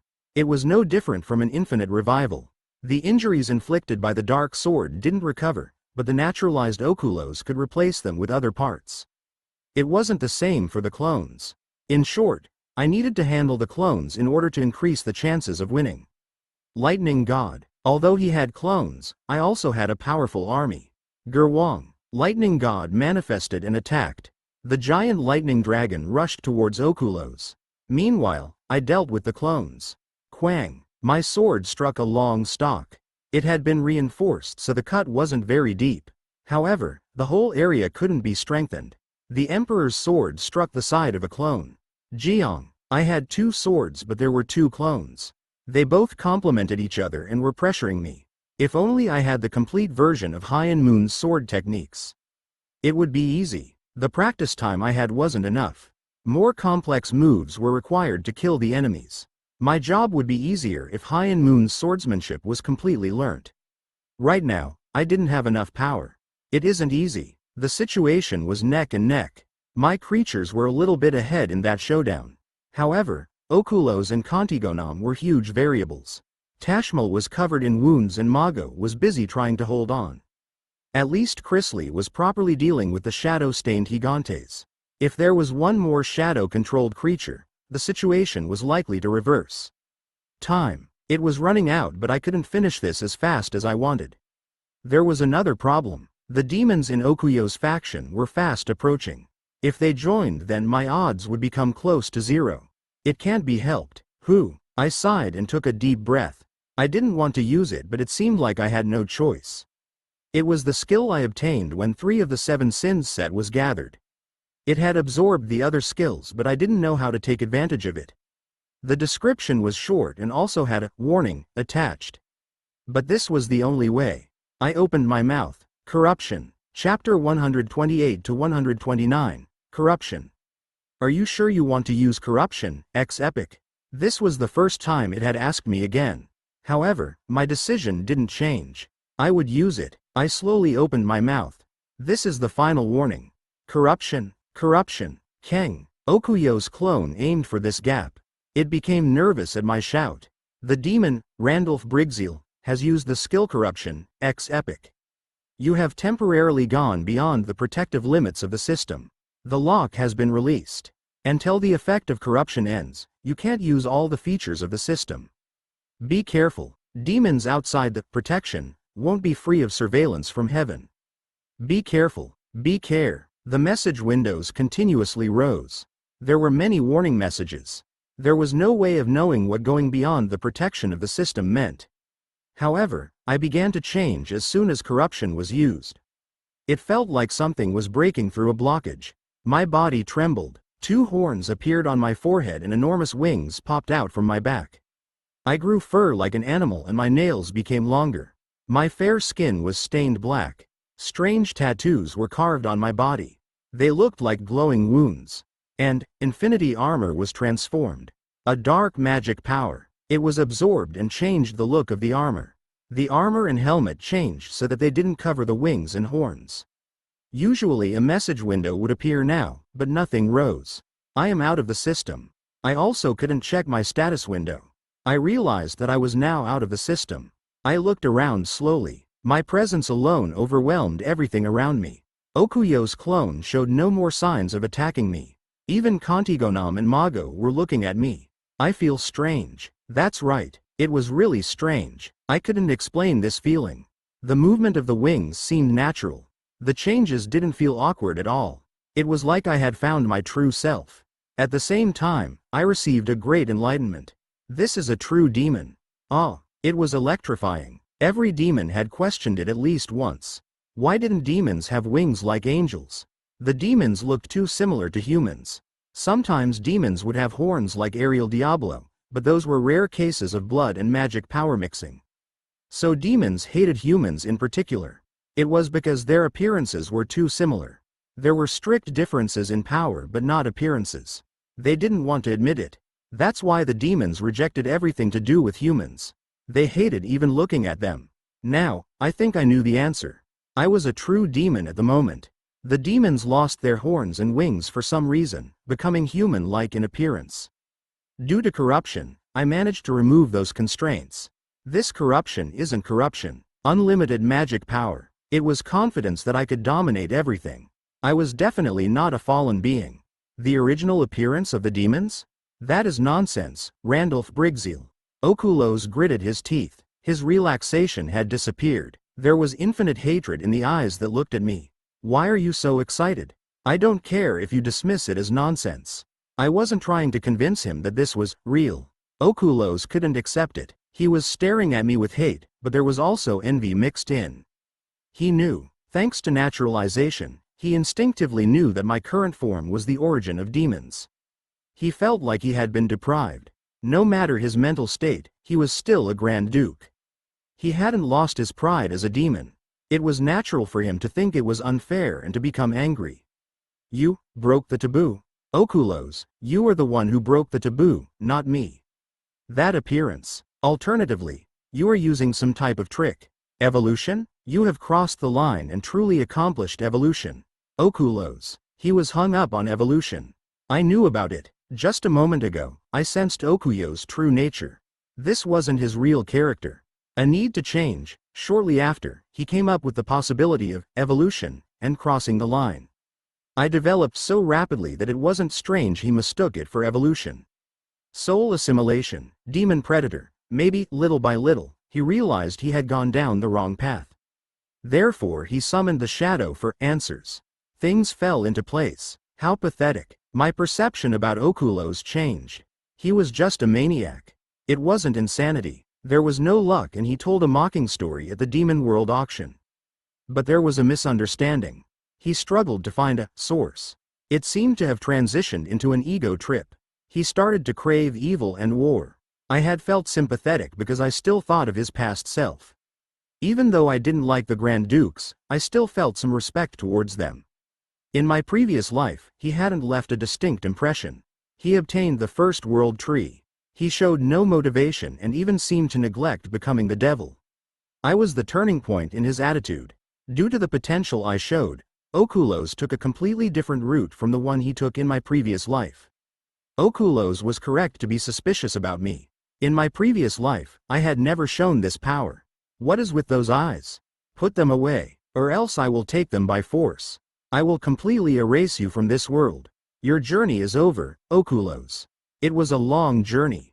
Okulos was tiresome. This was his limit. His desire was getting out of hand. Before that happened, I would help him find peace. Okuyo's worries would be eased. I would settle this once and for all. Shut up. Okulos shouted and moved. He ignored Lightning God and his clones. It was indeed a desperate struggle. He was doing everything possible to kill me. However, I had regained my true nature so he couldn't reach me. Huang. I flapped my wings. I seemed to know what to do from now on. The two horns on my forehead were a source of magic power. Different magic power attributes could be substituted. Once the magic power swept out from the horns, it was changed to moonlight magic power. Haiyan Moon. Now it was possible to use 99% of the sword technique. Quack. Wrath and the Emperor's sword moved brilliantly. The movements weren't just to mislead the enemy. Moonlight falling became stronger the more I used it. My eyes can pierce through the world. Why can't I read your movements? Okulos had the skill, eyes of the world, epic. It was a skill that managed to grasp and reflect back mind's eye. But, this time, Sukung. One clone was removed. He tried to partially strengthen the clone but it was no use. My wings touched a crumbling clone. The clone was melted by the magic power contained in my wings. I can't read it. Okulos bit his lips. Okulos. It is unfortunate but you don't know everything about me. This could sometimes cause failure. There were many cases. Okulos also knew this, making him unhappy. Shut up. Okulos recalled the one remaining clone. Soon, many large trees emerged from its body. The momentum seemed like it would consume the entire floor of the dungeon, as the branches and roots moved like whips. Quang, quang, quaquang. It couldn't be blocked. I spread my wings wide. I flew above the tens of thousands of branches. It would have been impossible in the past, but now I had wings. I flapped my wings and floated in the air. My speed was faster than the whips and I soon reached Okuyo's heart. Now, rest in peace. Puik. I stabbed his heart with wrath and the Emperor's sword. Biddle. I was suddenly tired after handling Okulos.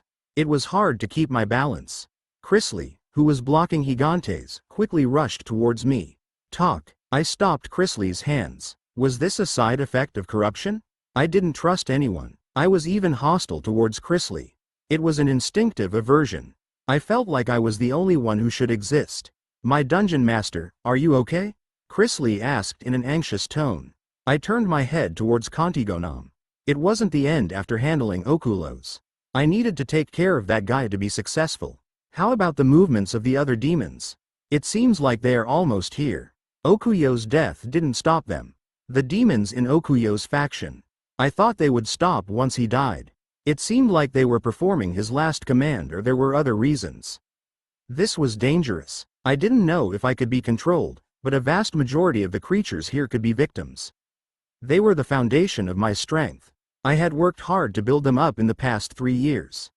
No, I would rather kill them than have them controlled. Anyway, I alone was sufficient. Yes, alone? Damn. I shook my head. My mental state wasn't normal. At this rate, it was likely that my allies would be slaughtered by my own hands. It was becoming harder to resist. Get out. Huh? I will deal with Contigonam.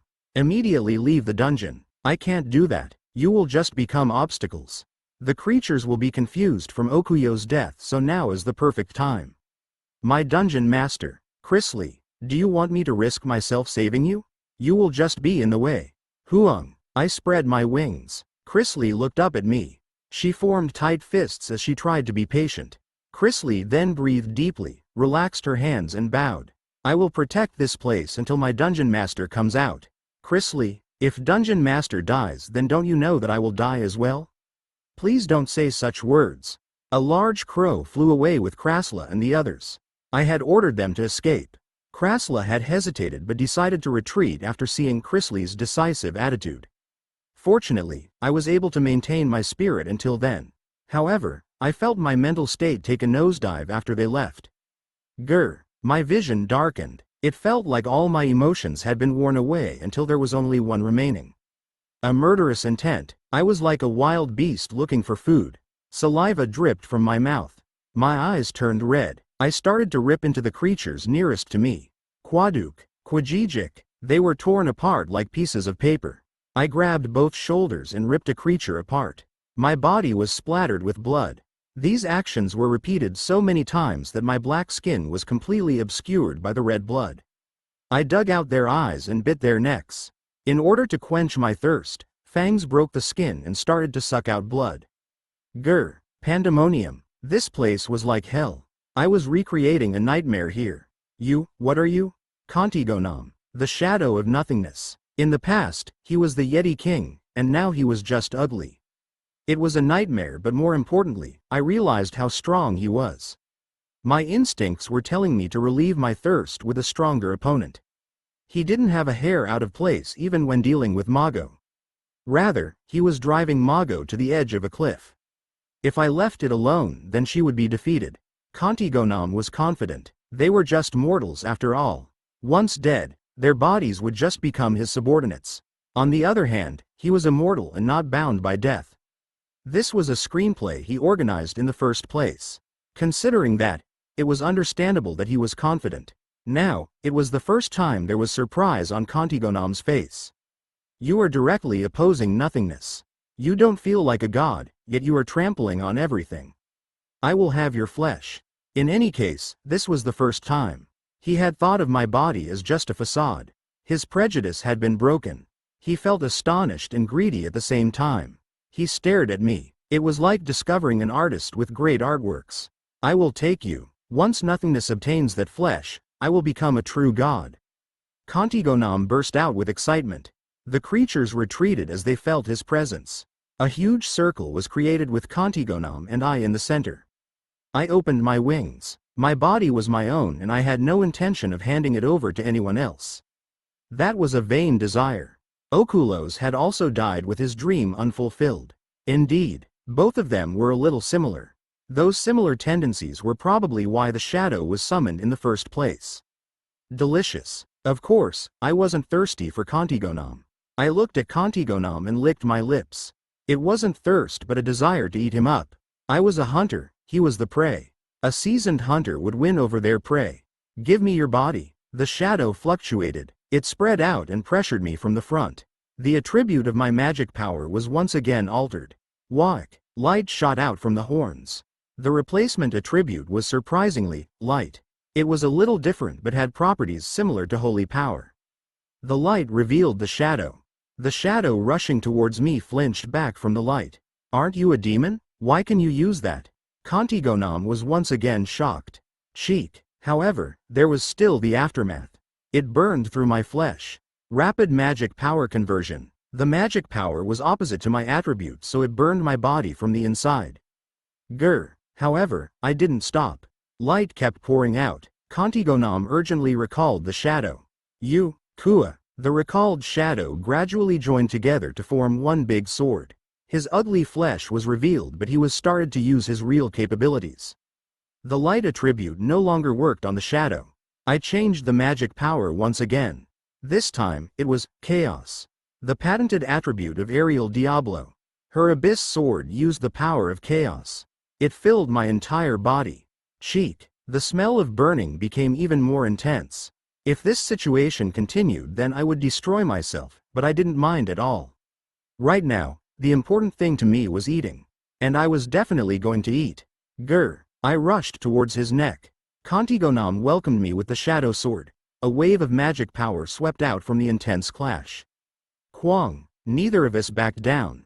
Explosive power built up from the clash of nails and sword. I am greedier. Contigonam gave an ugly laugh. His terrible appearance was hidden by the shadow, but he wanted a new body. He was pleased at the thought of winning and obtaining new flesh. He just needed to drag out the time. It seemed like I wouldn't be able to maintain this state for much longer. It felt like my health was dropping. My rationality was already completely gone, so Contigonam became more relaxed. Gerwang, Kwang, Kwang. His hands randomly moved during the confrontation. Every time that happened, blasts of chaos, magic power and shadows would explode. Due to that, hundreds of the surrounding creatures died. The creatures in the circle watching the confrontation started to escape. It was even difficult for the advanced creatures to endure. The confrontation between the two even burned away at the dungeon. The magic power couldn't sustain the floor any longer and it started to collapse. Kwang, my dungeon master. Chrisley came out from a gap in some rocks, but it was too late. The space was completely divided in two. Give up and hand me your body. A long time had passed since the start of the confrontation with Contigonam. It was almost the end. My nails were broken, but I fought even more ferociously with my teeth. Contigonam wasn't safe either. His neck had been half torn off and pus was leaking. He needed to quickly change bodies or it would become dangerous. It was at that moment. Yihi, the pretty and cute Yihi is back, master. Bibiyeong. Yihi appeared with a loud sound. She wore a gold crown and carried a shield and shining sword that was like a toothpick. Yihi shook her head and looked around. Huh? Who are you? Yihi didn't notice that my appearance had changed as she looked at both of us. Who are you again? Where is Yihi's master? Didn't master come to this place? Strange. Yihi tapped a finger against her lips as she blinked. She soon seemed to realize something as she pointed towards Contigonam. I feel that you are rather strange. It makes sense that your face is ugly. Yihi is annoyed. As a fairy knight, Yihi can recognize a bad guy. So you are a bad person. Yihi raised her shield. Then a bright straight line stretched out from the jewels in the shield. Contigonam was dumbfounded. It was neck and neck. No, he was slowly grabbing the upper hand. My movements had been getting dull. He was certain of his victory after a few more hits. In the meantime, a fairy he had never seen before had intruded. He wanted to ignore her, but light started pouring out from the jeweled shield. And that feeling was correct. Cough. It wasn't a great blow. But it was enough to slow him down for a little bit. A small gap. The opponent flew through the gap and used his teeth. Kwajik, Kwajijik, Kuik. The subsequent scene was terrible. Contigonam's body was devastated by teeth. The winner didn't even enjoy the feeling and just settled down to feast. Eat, eat and eat again. That was his only action. Shake. Yihi lost her spirit at the odd sight. She had goose bumps all over her body. She turned away from Contigonam's body being devoured by a demon with gray wings. His eyes gazed at Yihi after he finished. Why Yihi isn't tasty. Yihi grasped her sword and shield, but there was an elusive feeling. She felt like she had seen the face before, despite it looking quite different. She checked the blessing, but there was no signs of a connection to master. What to do? Meanwhile, the gray wings flapped as he headed towards Yihi. Yihi closed her eyes tightly and cried out. Eat, wing. The crown shone. This was the first time Yihi was using it, but the ability of the crown was very unusual. She had a clear idea about the effect. Yihi was reminded of the moment she met the Pink Queen. The Mushroom Kingdom. The Cookie Kingdom. The gold crown and jeweled shield were treasures of the two kingdoms. She wore the treasures and went to meet the queen. She fought and lost. The pink queen laughed while Yi was crying with vexation. Oh, how fun! As it turned out, the pink queen was a fairy knight. She had been waiting 20,000 years for a successor to appear. Due to her boredom, she plotted this drama. She also apologized to the mushrooms and cookies. Yi wept with pouting lips. The really bad fairy knight opened her mouth and said, "That will be enough. You are called Yi? You have a very nice mentality. I will pass the succession rights to you.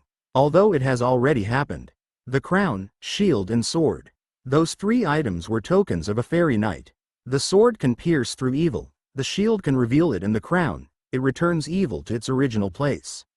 In particular, the crown is dangerous and should only be used when needed. Use these three powers well. Then Yi can go back? Yes. Where do you want to go? Think of the place where you want to go. I will take you there. I want to go to Master's side. Huh? You are already serving someone? Awesome, awesome. I understand. Think about him closely. His features are required for something like this. Master has 2, no 3 big weapons and is unbelievably handsome. I was bad a little while ago. Yi. He still took care of Yi. Well, I understand. Now, are you ready to go to your master? Yes. Goodbye. Fairy Knight Nim. Kubuk. The power of the crown returned evil to its original place. Yi calculated that it wouldn't work on Master. Master was sometimes nasty, but Yi never considered him as evil. And the power of the crown sent the evil being away. He really wasn't Master. Yi neatly cleared the threat of the existence with gray wings. Only the remnants of the shadow remained. By the way, where is this place? Fairy Knight Nim sent Yi to a strange place. She looked around. There was a large pile of stacked rocks. It was at that moment Chrisley emerged from a small gap in the rocks. My dungeon master. Her fingernails were all broken and she had dried blood on her. It was from digging her way out of the rocks. Chrisley? Fairy Nim? Why are you here? Chrisley looked around anxiously instead of replying. Dungeon master, did you see him? He was just here. Yi shook her head. No, master isn't here. There were only 2 ugly things. That is impossible. Although his appearance had changed, he has gray wings. Yi's eyes widened at Chrisley's words. What's wrong? Yi did something bad. Then where? The crown returned evil to its original place. The place where Master was born and grew up in. The demon world? It is serious. Yi did something wrong again. Yi lamented with an upset face. Chapter 130 to 131. The Underground World. My body was heavy. My heart was so hot it felt like it was going to burst. Sweat flowed down my body and I could barely maintain consciousness. Alive. Oh, he is still alive? Is his heart really beating? Listen, can't you hear the sound? Something was moving around me. Cool skin made contact with me.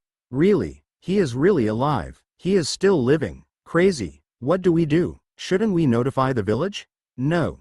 Don't you know Elder Nim's personality? He has a safety-first policy. Only we should know for now. But his condition might get worse. He is severely burning up. Wait a minute. What good will that do?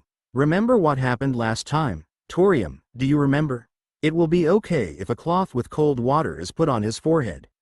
That's right. Indeed. It was so long ago that I had forgotten. Wait a moment. I will go and get it. Jeff, there is no time. He might be alive but he is weak. I know. Torium and Jeff. Among them, the one called Jeff departed. It is frustrating. However, I didn't have time to worry about such things. My chest felt tight. It felt like something was strongly pressing down on it. Perhaps, the origin of this pain was my heart.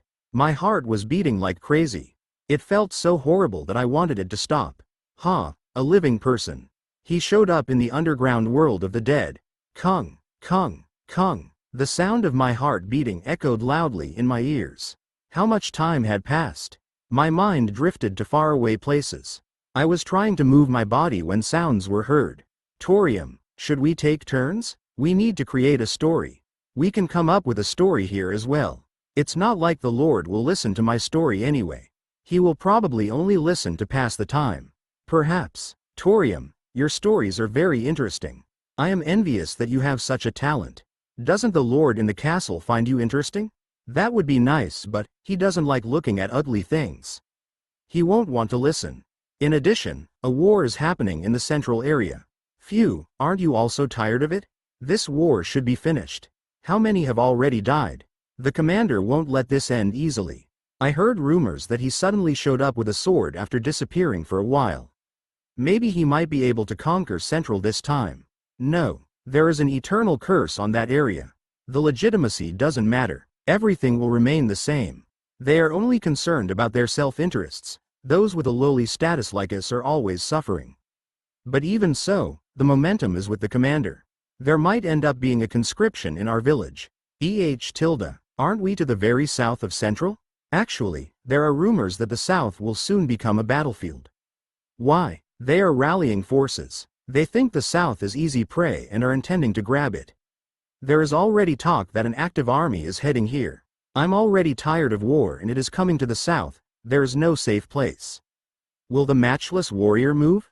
Shut up. We can't talk about this here. By the way, don't you think he has been sleeping for a while? The fever is gone. He is resilient and has a strangely fast recovery. In this state, he will soon, finger. His fingers are moving. I saw it. Jeff, don't make a fuss. He is still moving. Is he trying to write something on the ground? Are they letters? Torium, do you know what he is doing? Ah, letters. It is really bad handwriting. Anyway, he is asking where this place is. This place is the underground world. The world of the dead. We are the undead. I am Torium. The noisy kid sitting next to me is Jeff. That's right. Who are you? Write it. Still got a bit of a look. Let's see, Randolph Brigzeal. Ask him, how did he manage to come here alive? Did you hear? Please answer. We have been very curious about this. Not moving? I guess he is unconscious again. How weak. His wounds were very large. It is great that he is already healed enough to move. Jeff, bring me some gellum from my room. Isn't that precious? Hurry. Sheesh, don't yell at me. Wait a moment. My body was gradually stabilizing. Even the wildly beating heart gradually slowed down. My depleted magic power recovered and my color returned. Soon, I was able to open my eyes. They really are the undead. I was inside a cave. 4 eyes were watching me. They were missing their hair, had violet skin and fungus all over their bodies. The undead. I remembered asking a few questions with my fingers. I remembered that this was the underground world and the presence of the undead. The problem is, I'm not sure where the underground world is. The circulation of magic power was different. It was unfamiliar, but there was also familiar magic power hovering around me. At first, I felt a little bit panicked. This wasn't Earth, the demon world, or even the spirit world. It was a place I wasn't familiar with. My physical condition is in the worst state. I frowned after checking the state of my body. It couldn't be worse than this. In this state, I wouldn't even be able to handle a lower-grade creature. My muscles were almost dead and my magic power was still mostly depleted.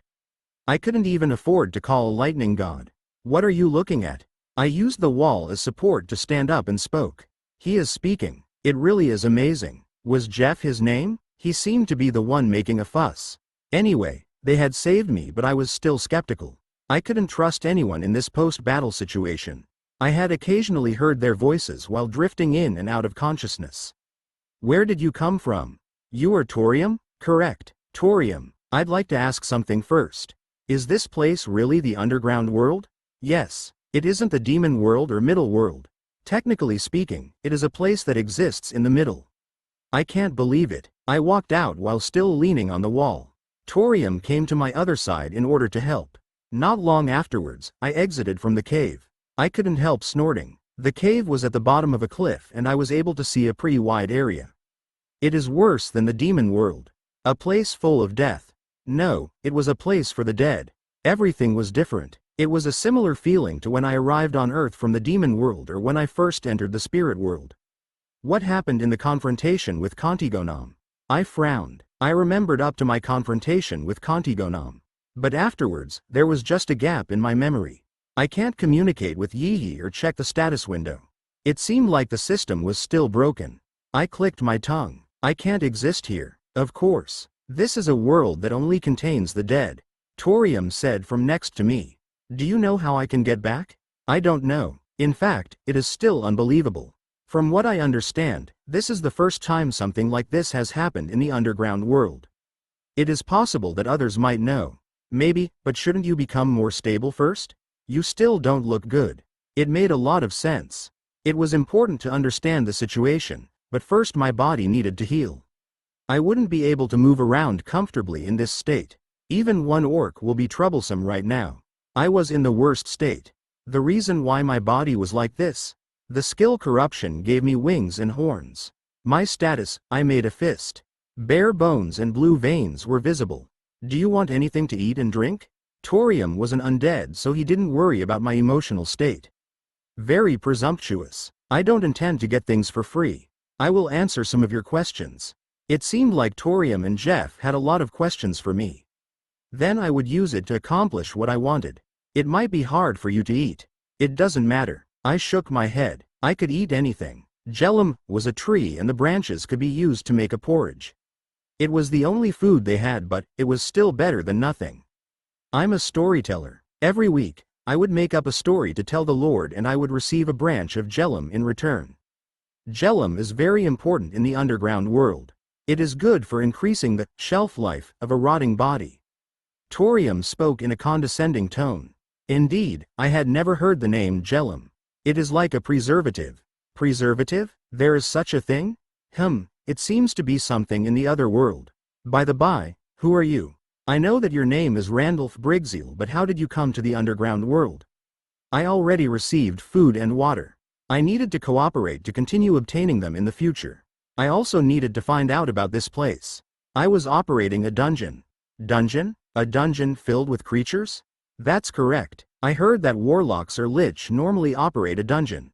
That's it for today. Wait, it can't end here. I will tell you more tomorrow. I sat down and shut my eyes. First of all, it was necessary to examine the insides of my body.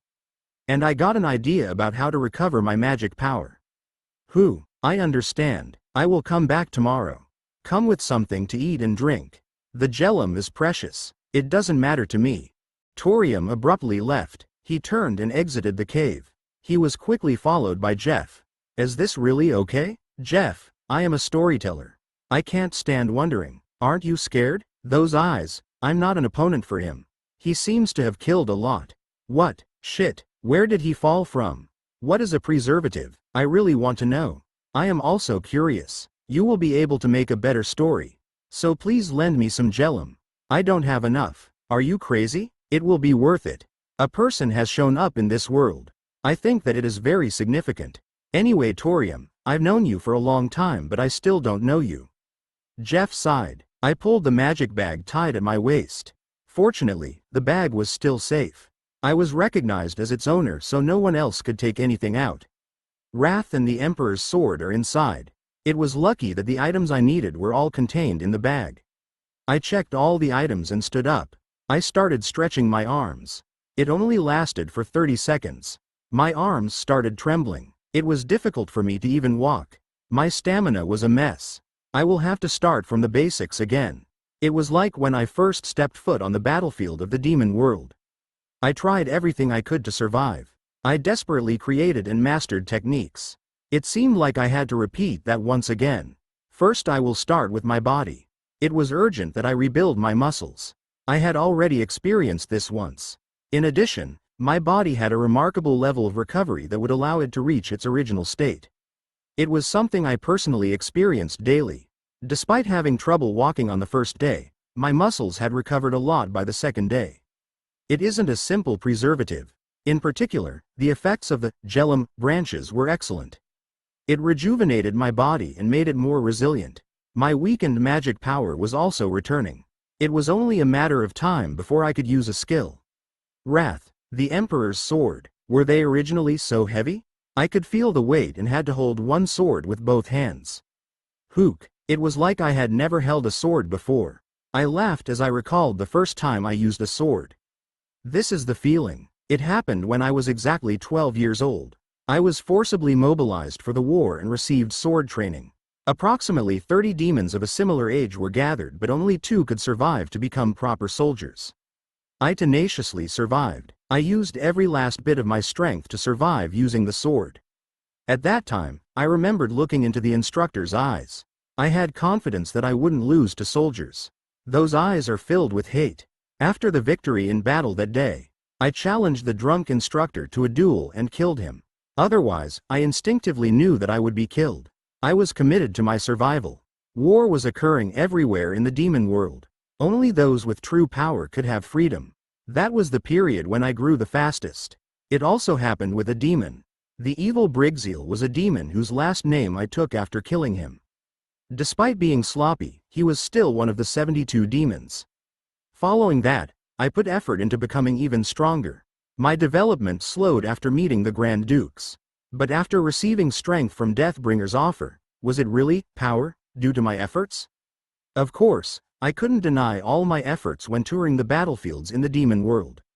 I was a little bit fiercer, but I was still responsible for the constraints on myself. I tried after going back. At the very least, I did better than my previous life. However, I still couldn't erase the feeling of being insufficient. I became complacent due to the memories of my previous life. This had become clear now that I thought about it. I needed to rely on true abilities rather than stats. The battle against Grand Duke Okulos had been a result of that pride. If I had made a little more effort on my own, then the story might be different. It was one of numerous possibilities, but, in order to do that, I needed to cross a wall. I need to recreate my body, so I might as well raise my pure strength. I wanted to rise on my own, without relying on anyone else.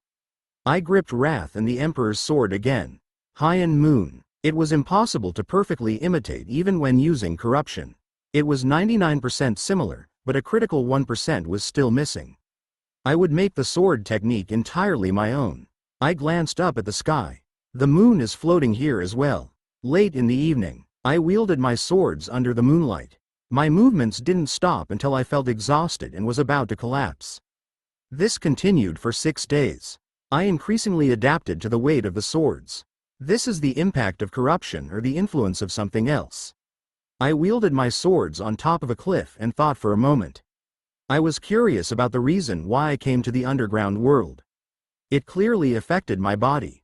The magic power flowing around due to the heart of the Hell Monarch still wasn't consistent. However, the muscles in my body had clearly degraded after I woke up. It must be due to using corruption or dealing with Contigonam. I couldn't use corruption again. It was too dangerous. I pushed those questions aside and focused on the recovery of my body. I turned my head and glanced at someone.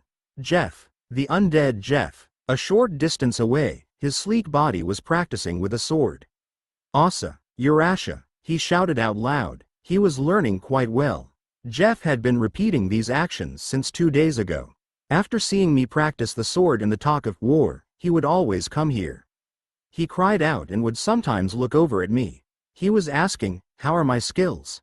Certainly, his ability to handle a sword wasn't bad. It was clear in practice, but there was no knowing how he would fare in battle. Spar with me once. I walked over with my sword. My moderate stamina meant I could use the swords. There was one thing left. I needed to gradually get my body accustomed to fighting again. The corners of Jeff's mouth lifted. Is it okay? You have recovered quite a bit, but a sword fight? He had been watching me for a few days. High and Moon's sword technique was complicated. From a third-party point of view, it was a hard sword dance. Moreover, I was going slowly through it step by step so misunderstandings couldn't arise. Jeff had noticed the deepness behind my sword technique. You can't do it? What, me? No. I have killed hundreds on the battlefield. Jeff who killed 100 warriors. That's me. He hit his chest. There was confidence in his skills. And he also felt pride. I said calmly, then let's make a bet. The winner will get whatever they want from the loser. How about it? The winner gets anything they desire? That's right. Jeff looked at my swords. Wrath and the Emperor's sword. They weren't plain-looking weapons. The magic power from them felt incredible. Anyone who inspected them would feel greedy. The swords looked great even when they were still. He started drooling once he saw them in action. There was a feeling of tension because the swords could kill. However, slowing down the movements was effective in showing the swords off. Now he was given a chance to obtain them. Jeff licked his lips. Those swords. Give me both of them. Randolph, do you still want to face me? Say that after you win. You should listen to me. Hoo-hoo. At the same time, Jeff widened the distance. He was holding a curved sword like a scimitar. He seemed completely confident. In my current state, I will be lightly pushed. I objectively analyzed. My body had adapted, but it was still slightly lacking. But my growth was lacking a driving force. Yes, winning a dull fight wasn't fun. Come, haha, won't you regret this? I shrugged and Jeff clicked his tongue. Victory. The one who struck first in a fight was more likely to win. I didn't do that. I was trying to save as much stamina as possible. Fortunately, Jeff entered in range first. Hurrah! Jeff's swordsmanship was excellent. He seemed familiar with fighting. It wasn't a lie that he had killed 100 people. But, that was it. It was regrettable, but he was lacking in sophistication. He didn't know how to distribute his power properly against the opponent. I slowly wore Jeff down before ending with my sword at his neck. It was hard. It only took 10 minutes, but I was exhausted. In addition, there were wounds all over my body. It was because I only defended the important areas. No way. I was sure I would win. Jeff was astonished. He consistently had the advantage when attacking. It only appeared like that on the surface. I put down the sword and said briefly, Jeff, you will fight me every day for the next 30 days.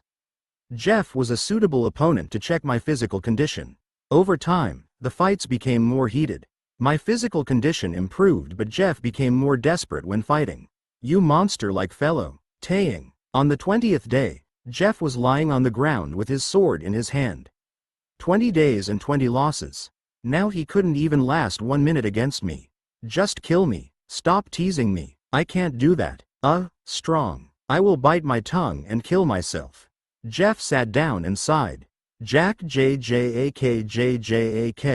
At that moment, Torium showed up. You have really great skills. It seems like they are improving every day. What are you doing here today? Don't worry. Today is the last time I will come. Torium's face had darkened. At the same time, Jeff's head sunk down even more. Did something happen? Commander Mokdali of the central area has decided to advance to the south. Jeff and we need to be prepared. Prepared? Don't we have to protect our home? We have lived in the south for 50 years. We can't give it up now. Torium's eyes shone with determination. There was a strong will to protect. Have you found a way for me to return? Jeff and Torium had been searching for a way to return me, but now a war had started. Torium's expression changed at my question. I have looked for every possible method. The one thing that I found. I want to hear it. In fact, I didn't want to say it.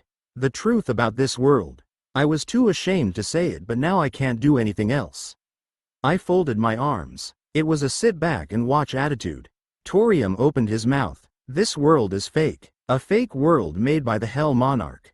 Hell Monarch? I involuntarily said, Hell Monarch. A familiar name. Torium continued speaking with a solemn attitude. He is a very scary person, also known as the Shadow Emperor. He is already dead, but we were tricked into coming to this place. In fact, Jeff and I have never seen him. At any rate, the commanders are meant to protect his treasures. Their role is to protect them until he returns to this world one day. However, they have become distorted over time. Torium sighed. They started competing against each other for the legitimate rights to the treasure trove. But all the commanders agree that the treasure trove of the Hell Monarch should be opened. This is the only way to leave this place. It is self-explanatory that opening the treasure trove will cause a change in this world. Torium shook his head before continuing. All the commanders agree, but they are killing each other for the sole right to open it. Some commanders have caused wars over it. It was the start of a long, long war that hasn't ended. The cruel commander Maxium. I interrupted Torium. Torium's eyes widened. How do you know that name? Is he in this world? Why, yes. He was a neutral commander, but now he has declared war. The fog slowly lifted. This was related to my heart. And the cruel commander Maxium was someone I bought from the achievements store. Now I knew what I had to do. I thought I had fallen into an unknown world, but there was a reason for it. Torium asked with a pale face. I never said the name, so how do you know that? That name is synonymous with terror for us. He doesn't often participate in the war, so few have seen his true abilities. However, his name is like a taboo among us. Even Jeff would never say his name. His eyes looked at me carefully. I raised the Emperor's sword. This was Maxiam's sword. He gave it to me. Its true identity was a weapon used by the Hell Monarch. Torium, this war, I will also be participating. I said it quietly. However, there was a heavy weight to my words. If this was the only way to return, I would have to make this world that stopped moving my own. Chapter 132 to 133, Blowing Wind. Torium was busy procuring materials to change my appearance. From now on, you require a little disguise. If you are noticed, then things will become complicated. All the prepared materials were like a makeup kit. Torium sat down with a branch and said, "Isn't this also a talent? I thought you only told stories. You can dress up clowns on the side." He had his own versatility. Jeff only knew how to use a sword, so the difference between them was like comparing heaven and earth. A disguise. It wasn't bad. I still hadn't regained my original power, so there was no need to complicate things. It was difficult to distinguish between friend and foe. I was outside the system and there was no guarantee that our relationship would be the same if I met Maxiam again. Based on Torium and Jeff's reaction, just knowing Maxiam was a risk. I couldn't even call out his name. I need some time to gauge the situation. I didn't know that much about this world. It was a fake world made by the Hell Monarch. That was all I knew. It was impossible to deduce from just listening to a few of Torium's stories. The smartest choice was to confirm things with my own eyes and develop a plan. Can you hide the sound of my heartbeat? The disguise couldn't hide sound. It would be strange if sounds only a living person would make came from me. Then Torium shook his head. Don't worry, I can solve this problem. You seem confident. Torium pulled out a small bottle from the pocket of his pants. The bottle was filled with red blood. This is the blood of a thunderbird. Applying the blood will conceal the sound. It is like a soundproof wall. Soundproof wall, there is such a thing. I knew about it. It was something that humans commonly used. Tell me later what a soundproof wall is. It is something I can't overlook as a storyteller. At any rate, sprinkling some of this blood will hide sound coming from your body. What about breathing? That isn't a problem. We sometimes breathe. It is a habit from when we were still alive. Torium stared at my face before opening up his disguise tools. Then let's get started. He held a brush and started painting my body. It is separate from swordsmanship. It felt like I was watching a sophisticated sword technique. The work took quite a long time. It was approximately an hour. It was over when Torium reached my forehead. It is done. It will be hard to tell unless someone has really keen eyes. However, it will be a hassle to maintain and you need to refresh it once a week. I peeked in the mirror. I stayed still and tracked my image in the mirror. I looked like a violet undead and gave off a strong impression. Is this the end? Jeff still has something left to do. He should be coming around now. He cleaned his tools and waited for someone. Jeff. He came running up with something in his hand. Darn mercenary scum. It isn't a big deal if I borrow it, but they wanted 5 Jellum branches? Crooks. Jeff spat out with disgust as he got closer. The frown on his face showed that he wasn't in a good mood. What is it? I asked as Jeff stuck out the cloth in his hand. Here ya go. This is a precious seal, so don't lose it. The mercenary seal. Torium's words were an insufficient explanation. I still accepted the token and studied it. It seemed to be carved out of stone. A pattern of nails was embossed in the center. The reason why they gave this to me was simple. That is the sign of a mercenary. This world, it has been stopped for a long time. The Lord knows the faces and names of everyone in the village. The only outsiders in the underground world are mercenaries. I like it. I grasped the token. It was a job that wasn't bound to a place, so I was pretty interested. I had a similar role in the demon world. Why should I refuse? Torium sighed with relief and said, attach the seal to your left chest.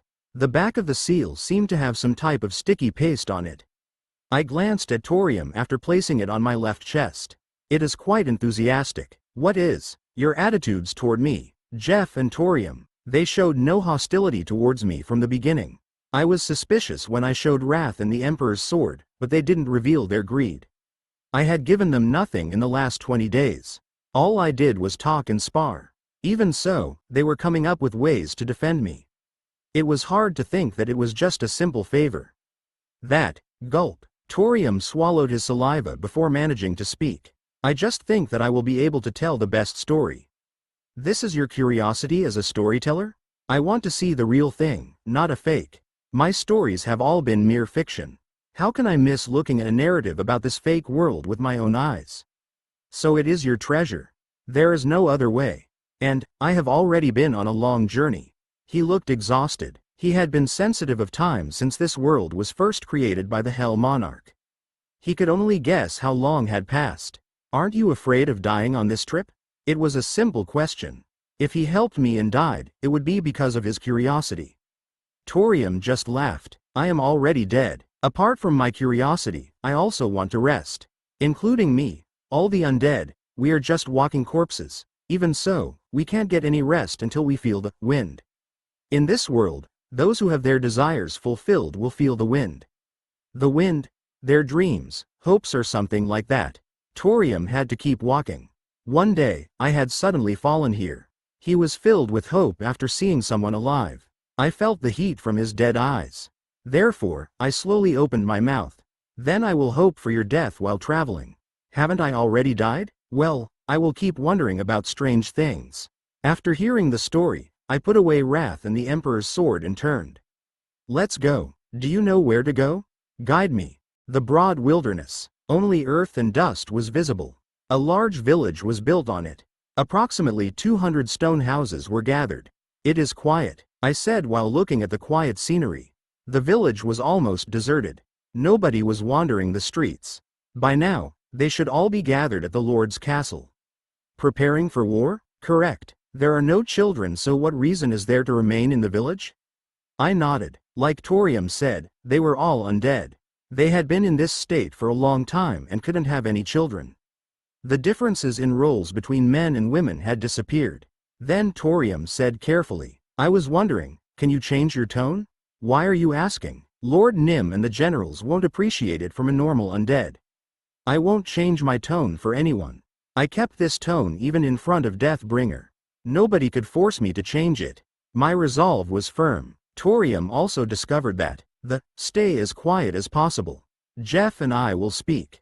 Jeff nodded from next to him. The Lord here seemed quite demanding. The Lord's castle. It wasn't comparable to my dungeon, but it was still quite large. The guards opened the gate after checking Jeff and Torium's faces. Shortly after entering the castle, murmuring sounds could be heard. Damn it, did you forget the nickname of Commander Mogdali?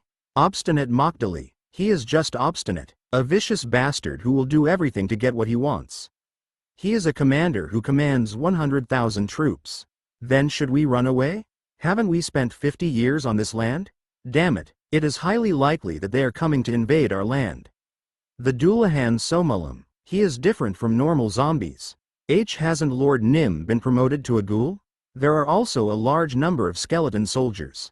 In the heart of the castle, thousands of undead were gathered in a wide area. The Lord was sitting in a huge chair and watching over the meeting. The Lord was a ghoul. He had gone one step further as a zombie. 2 skeleton soldiers were situated next to him.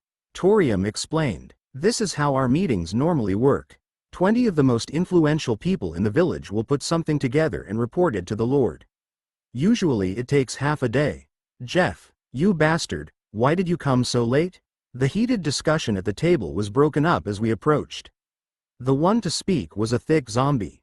Jeff scratched his head. Wait, first of all, I want to introduce someone. Another zombie saw the seal on my left chest and said, Introduce? Ah, the one next to you? It is definitely the first time I've seen him. A mercenary? He has considerable skills. You will have a big shock once you see it. A mercenary? I don't have much faith. Isn't it likely that he will run away when the war heats up? He will probably enjoy this village until then. Just look at him. I brought a real mercenary. Jeff, do you guarantee that? Yes, I guarantee it. The matchless warrior Jeff guarantees it. I was once duped by Jeff's assurances. This time it is true.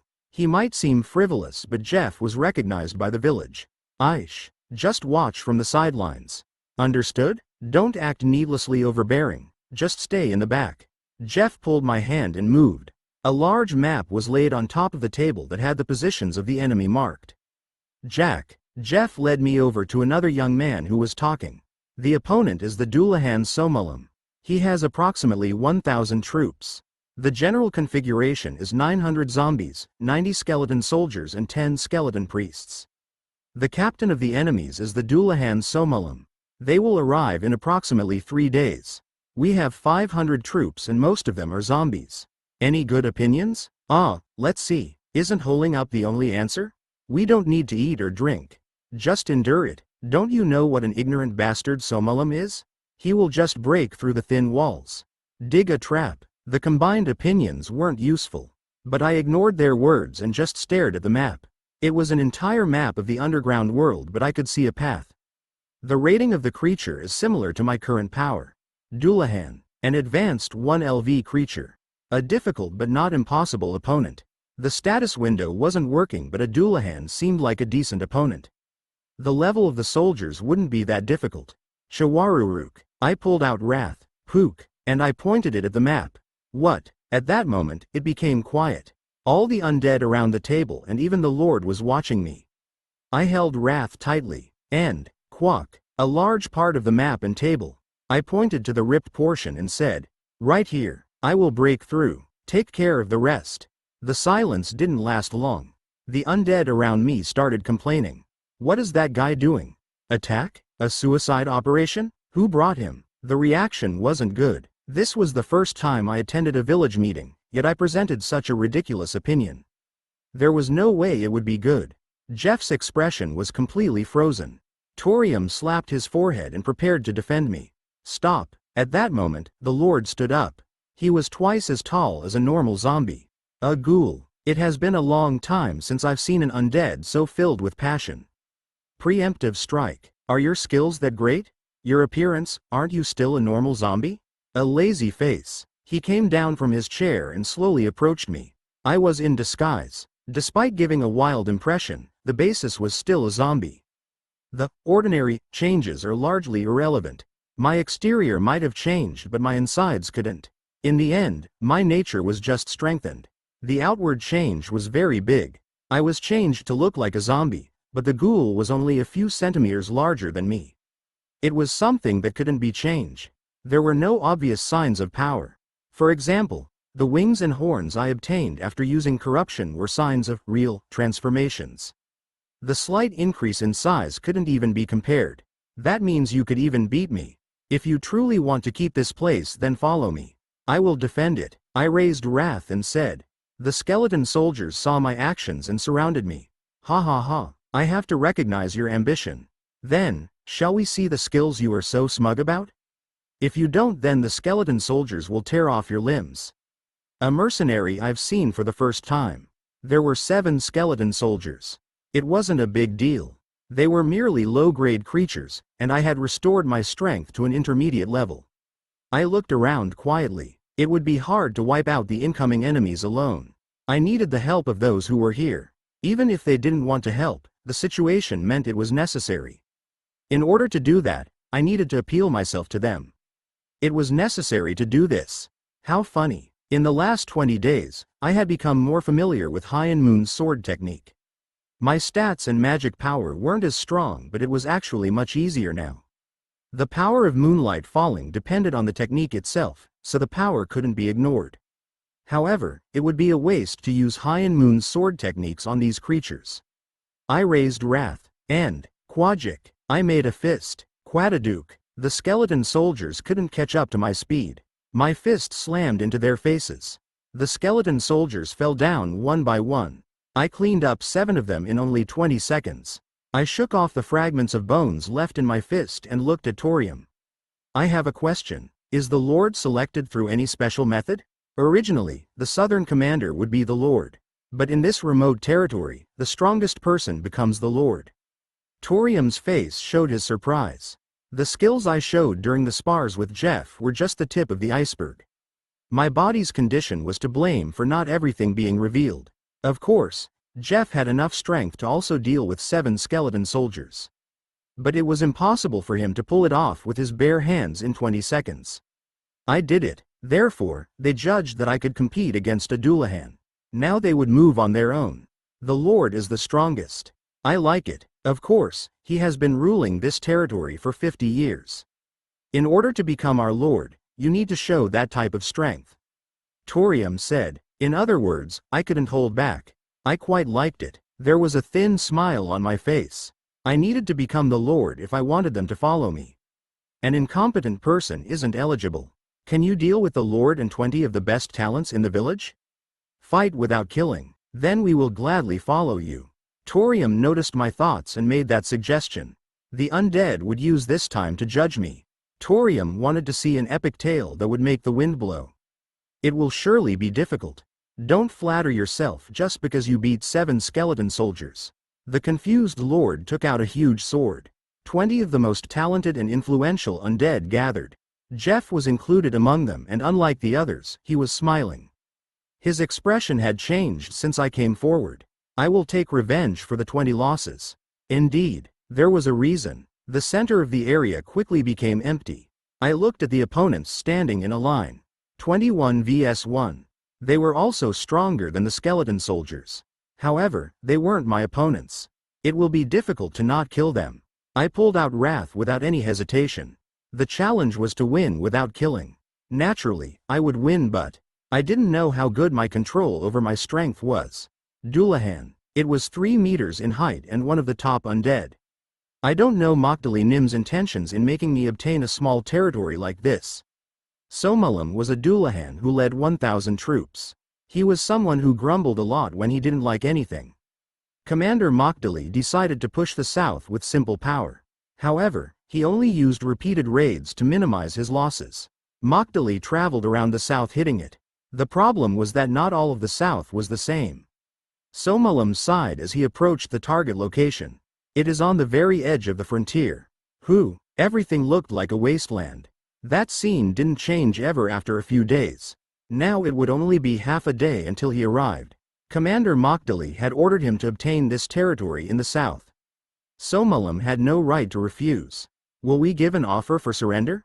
A skeleton asked. Somalim placed a hand on his face and said confidently, Offer? There is no need. I will sweep all my resentment away. Wipe out the enemy. He seemed to be releasing some of his feelings. Somalim was placing his huge sword on his shoulders when he saw something. Captain Somalim Nim, something is approaching. I saw. Someone was quickly coming this way. He was fearlessly rushing alone towards 1,000 soldiers. Is he crazy? Somalim muttered to himself. The opponent didn't stop and came closer. The skeleton soldiers took out their bows. Arrows coated with powerful poison were fired simultaneously from the bows. But the person didn't stop. Rather, he was getting faster. They are crazy. Somalim laughed. One thing was for certain, he would never make it here safe. Quakwang. At that moment, there was a loud sound and the soldiers were swept away. A line was created. I pierced through on my own. Faster. It was a refreshing feeling. I was using pure swordsmanship to overwhelm the enemies. There weren't any skills or reliance on my stats. I only used my physical abilities and swordsmanship. I wanted to push myself beyond my current limits. My muscles screamed as I accelerated. Stronger. Quack. All my strength was placed into my sword. I wouldn't be able to fight for a long time, but I didn't care. Pushing myself more was training. It was a risky fight where the result was unknown. Risking one's life was the driving force to becoming stronger. I had only realized it again after being weakened. The Dullahan Somalim. He moved his heavy body while holding a greatsword. This guy. Don't even think about leaving here alive. I had slaughtered 200 enemies alone. The situation was reaching the turning point. But Somalim was now moving. This wasn't a big deal. Rather, it came at the appropriate time. My power had been used for a while and he was the strongest enemy. I would be able to feel a sense of growth if I won. Become much stronger. Keng. The sword and greatsword clashed. At that moment, kill, help Lord Nim. My army arrived through the hole that I had pierced. Somalim was 1 level stronger than a regular Dullahan. He was around an advanced 2 LV creature. But this much was expected. Quang. In the confrontation of pure strength, I was somewhat pushed back. I was pushed to the ground and quickly rolled. Arrows from nearby skeleton soldiers pierced my thigh and chest. This is familiar. The wounds and pain were nothing. Such things couldn't stop me. I pulled out the arrows stuck in my thigh and chest.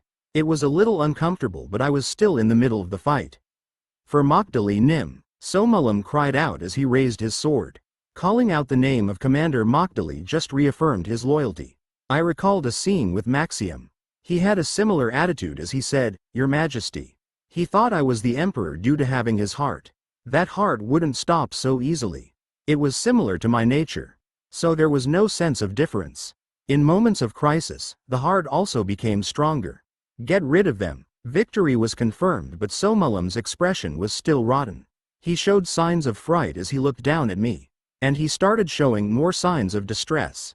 Over time, it changed to a downright horrified expression. "You, Hook." I took a deep breath and raised wrath. Then I cut off Somalim's head with it. In order to kill Adulahan, the heart and head had to be destroyed. Now I need to remove the torso. "I will kill you." Quack. Somalim's head had been accurately cut in two. After that, I assaulted the body with a smile on my face. Wah! Victory! We won! Hooray Lord Nim! Hooray Randolph Briggseel Nim! There were 400 people who followed me. Of those, approximately 200 had survived. On the other hand, they only wiped out a few enemies. Victory! He really pierced through alone. Did you see the fight with Somalim? I got goosebumps. I put away wrath while Torium came up and greeted me. Congratulations on your victory. Your tone has changed. Lord Nim should say something to the General Undead. I remembered. I had spoken to Torium in the village. Now I am the real Lord? Open a path to the center of the enemy alone. We won't run away. We will fight. That is, we have accepted Randolph Nim as our Lord. 400 people had been gathered here. 100 people were waiting at the castle. They were ready to flee in case the situation went bad. I had allowed it. After all, the point of this attack was to display my skills while breaking through the enemy. If I couldn't pierce through, then they would be eliminated. Send a messenger to the southern commander. Inform him that the Lord has been replaced. Anyway, I know very well that Lord Nim has work separate from looking after our village. 100 people are still following the old Lord. The 100 people remaining in the castle. They were followers of the ghoul. They hadn't approved of my plan. Torium gave a bitter laugh. The tide has turned and they can't stop it. Rather, today is a festival. Everybody is excited. All of the remaining undead were looking at me. The expression in their eyes wasn't bad. Ah, we have fended off Makdali's first attack on our territory. Once the southern commander learns of this face, he might contact Lord Nim separately. Understood, I roughly replied. I was exhausted. Rest was my top priority. I moved back towards the village. Torium remained behind me and said, "The wind has started to blow. The wind that will bring rest to everyone." Chapter 134 to 136. 7 Sins, Twilight Blacksmith Oswin. 100 people were waiting at the castle. Most of them had heard about my victory. The former lord had listened with a stiff expression. He knew that there was no way out. The scent of victory was already coming from me. If he tried anything hostile, then it was highly likely that he would lose. That evening, there was a large party. An undead party was quite different. They ate jellum, danced or sparred. It was more fun than the party on Earth. I took a break for a few moments and thought about my swordsmanship. In a spacious room set aside for the Lord, I visualized and recalled the details of the battle. It is developing little by little. I was recovering my original strength, and invisible things were starting to show themselves. Hyan Moon's sword technique, I can complete it. Ironically, Hyan Moon's sword technique was harder for good swordsmen to learn. If it was just imitated, then the essence of the sword technique wouldn't be learnt. Even with corruption, there was still 1% missing. I slowly realized the parts 1 was missing. Mabe Ariel Diablo had also tried variations of it. She couldn't understand it, so her stances were weak. She wasn't able to complete it her way. But I thought differently. I intended to eat everything. The sword was his life. Understanding. Yes, that was necessary. There were few people that were that strong from the beginning. It was also true for Hyan Moon. He only polished one sword technique for his entire life. I trained every night that there was moonlight. Suik. I brandished my sword. When the moon wasn't visible, I engraved Hyan Moon's movements into my mind. An enduring swordsman, no one could go against his sword. But that became harder as he got older. He wanted to become stronger. I knew a little bit about his life. A war slave who climbed up from the bottom. He survived by using the bodies of his allies as shields and desperately tried to learn the enemy's techniques. I didn't resemble him. He learned his sword techniques from the battlefield like me, but I had chosen to settle. Heeing. Wind blew into the room. Wind came flowing out from the sword. The moonlight around the sword weakened. Using the skill was smoother and more beautiful in the moonlight. A clearing on the grounds of the castle. Torium and dozens of skeleton soldiers were gathered in this place. What is this about? The skin of the zombies is rotting quickly and the skeleton soldiers have stopped functioning. The bones are damaged but not unusable. We have managed to salvage 59 bones. Right, I gave a small nod. This was something I just learnt. Of course, it wasn't a typical case. This was the underground world. In other places, zombies and skeleton soldiers couldn't die. Torium spoke with a bittersweet expression. Didn't I talk about resting? They have failed to find their rest. Their souls will forever remain in the bones, suffering in this world. You can distinguish between those who have found rest and those who haven't. I was filled with curiosity. Torium slowly shook his head. We don't know. However, there are some cases when their bodies will disappear without leaving a trace. We just think that they have truly found rest. There was no way to be sure. Maybe it was just a futile hope. Even so, it was something that allowed them to endure for a long time. Oh, and, Torium paused before pulling out a letter.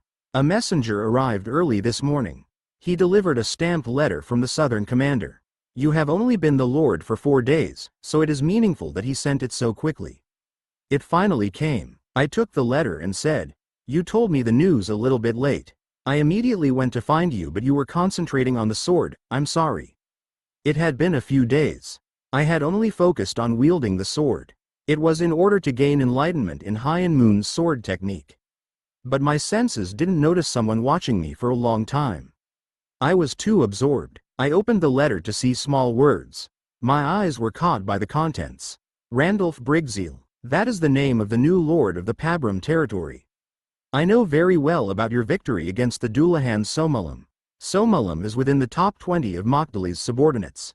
Indeed, it is a truly great thing. I formally invite you to the main fortress in the south. Southern hero, a hero who can stop Mokdali's ambitions. My heart is burning and I am looking forward to seeing you at the main fortress. It was filled with flowery words but basically, he was curious and wanted to see my face. However, there was one point I couldn't understand. Torium, what is the name of the Southern commander? The letter only mentioned, main fortress. Torium had only called him, the Southern commander. Torium's eyes widened like he just realized. Ah, I haven't mentioned. Oswin. Oswin? I hesitated for a moment. I had heard that name before. Wasn't that the same name as the Twilight blacksmith, Oswin who made the 7 sins? Torium saw my reaction and asked, "Do you know it?" "No, it is nothing. By the way, the Southern commander wants to see me." "Ah, very good. The commander will have many questions about your victory. It is because we've lost many battles to Mokdali. Then I have to depart." "Right now? Before that? Are you going to see him looking like that? Is there a problem?" It wasn't strange. Wrath, Sloth and Infinity armor had returned to their original appearances. It was an assortment of equipment. But Torium's thoughts seemed different. The first impression is the most important. You have drawn a considerable amount of attention and the commander has invited you directly. Lord Nim is a hero. Your style needs to have that type of elegance. Can you leave this to me? Torium said confidently. It wasn't bad to be prepared. I will try it once. I would check the work and wear it if it was okay. 50 skeleton soldiers, Torium and Jeff. I was in the lead. The road to the southern fortress wasn't very complex. We were able to arrive at the fortress after 3 days and nights. The fortress was huge. It was at the level of a city. There were many traces indicating that it had been created a long time ago. Several ghouls blocked us from entering the gates. Torium came forward and said, "This is the new lord of Pabram. Southern Commander Nim has sent a letter, so let us in." After confirming the letter, the ghouls bowed deeply.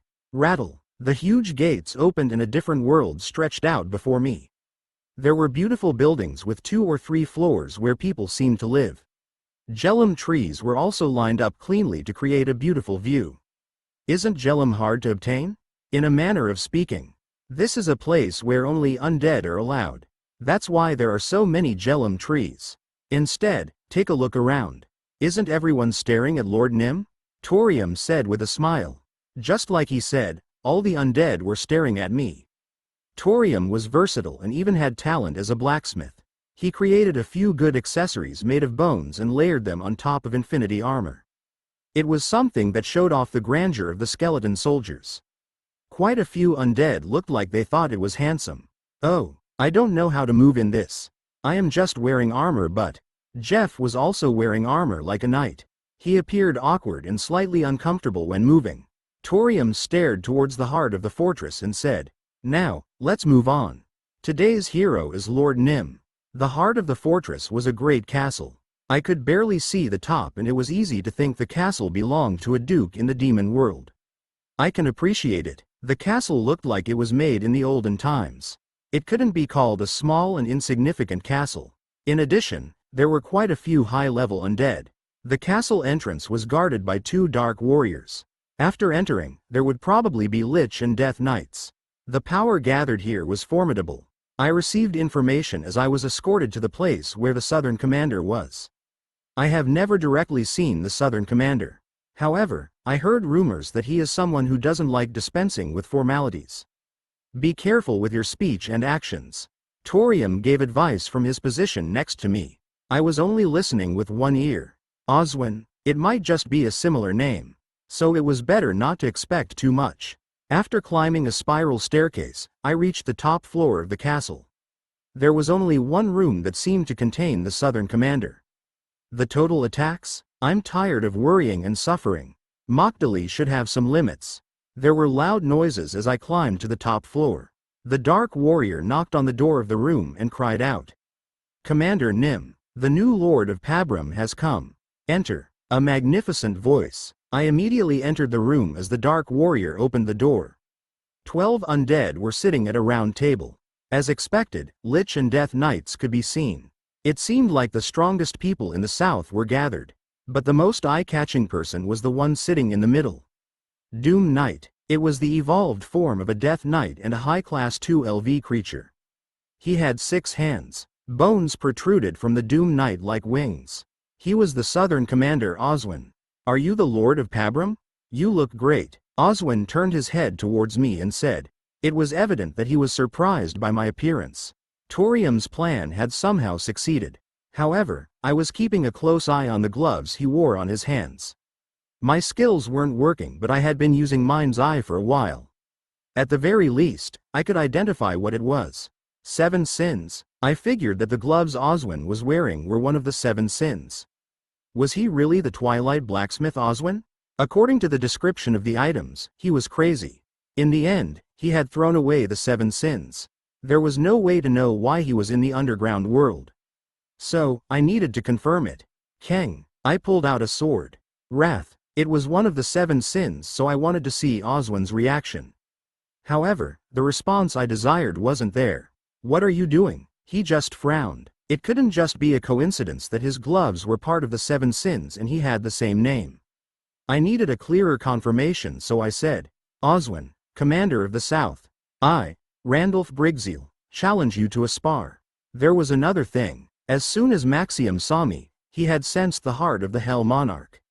However, Oswin showed no signs of knowing. It seemed to be buried by the blood of the Thunderbird.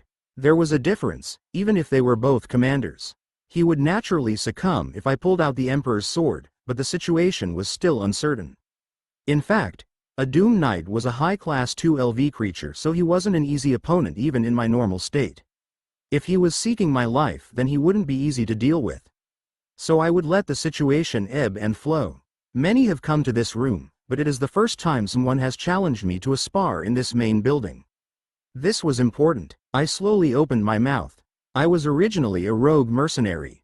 I've heard stories of the Southern Commander here and there. It was enough to make my blood run hot. The Dullahan Somulam is just a small fry to you. How did he become one of Mokdali's top 20 subordinates? On the other hand, every single person gathered here looks great. If those men follow you, then it is enough to deserve my sword. These types of sugar-coated words weren't like me. But I only wanted to achieve my goal. Oswin's expression changed. His frown was released and he shook his head. Just ruling properly has allowed the strong to gather. You have seen it properly. I thought you were a simple, rude person, but that isn't the case. In addition, I was able to guess Oswin's nature. He was quite arrogant. He was confident about himself. He wasn't unwilling to flatter himself. Rather, it was his favorite thing. I knew a few people like this. I also knew how to treat them. I didn't hear an answer. Will you receive my sword? So, I changed directions. The spar had the dual meaning of accepting my sword. It was like listening to a knight dedicate themselves to a king. I had disparaged Makdali by defeating the Dullahan Somulam. Makdali could be directly contrasted against Oswin. It was a direct comparison, but Oswin didn't want to hear the words, "You are not qualified." An exhibition situation. It would show his merits to everyone, so Oswin gave a satisfied smile. The new Lord of Pabram, Randolph Brigzeal. I will accept your sword. I have thought of a way to boost the morale of the South. Therefore, I will receive your sword in a friendly format. Oswin said my name for the first time. My plan had somehow worked. The first step, I would use the friendly spar to determine if he was Oswin. I shook his hand while the frozen Torium and Jeff recovered. What is Lord Nim's identity? I almost lost 7 lives. Torium said after entering the deluxe room we were assigned. Makdali wasn't just running and fighting. He had slowly carved away at the South's power. There hadn't been a single victory in a fortnight, so the morale of the South was the worst. Then I won. I reversed the situation against the Dullahan Somulam. I even beat Somulam in a one-on-one battle. A hero who reversed the situation. The light of salvation. It was an event that boosted morale. So there was a lot of goodwill towards the spar. All of the undead at the fortress gathered to watch the spar. It was estimated that there were 200,000. It is significant. It wasn't just the fortress, but undead scattered through the South gathered. The spar was taking place in a building that looked like the Colosseum. There was such a long procession outside that many failed to get in. Oswin stood in the center of the arena, raised his 6 swords and shouted. We all know what happened at Pabrium. He might look like a zombie, but he is a true warrior who fought and won against the Dullahan Somulam. He defeated 1,000 troops with only 400 soldiers. Wah! Randolph! Randolph! Randolph! So many people cheered my name that my ears hurt. By the way, only 10 days had passed since my battle with Somulam. However, everyone knew about it. It was announced intentionally. Oswin had clearly spread it after hearing the news. My name had started to gain prominence before the letter even reached me. This told me how urgent the situation in the South was. This remarkable warrior wasn't just satisfied with Somulam after showing up here. We have determined that he is a worthy warrior. Oswin raised his 6 hands higher. Even though this is just an exhibition, nothing can stop the hot heart of a warrior. Enjoy the festival. Today, let's all toast. Wah! Kegs were procured. They weren't affected by the alcohol, but the atmosphere was still heated. Everyone was looking forward to the spar. Talk. He put his hands down and it immediately became silent. The signal announcing the start of the spar was given. But, I had something to check before starting. Southern Commander Oswin. Before that, I would like to ask you something. What do you think is the true virtue of a king? The virtue of a king? Oswin didn't immediately answer the question. However, my commitment was firm. I want you to answer me. It was an unexpected question. He was a commander. The emperor called the Hell Monarch was already gone. He was an existence that everyone in the underground world knew of. But the Hell Monarch never showed up again. That's why Oswin started to walk his own path. He had the title of commander, but the shadow of the emperor was too large. Anyway, the commander who obtained the treasure would eventually wish to be reborn as the emperor. He should have thought about it at least once. I poked that point. Oswin hesitated for a while before saying, the true virtue of a king is sloth.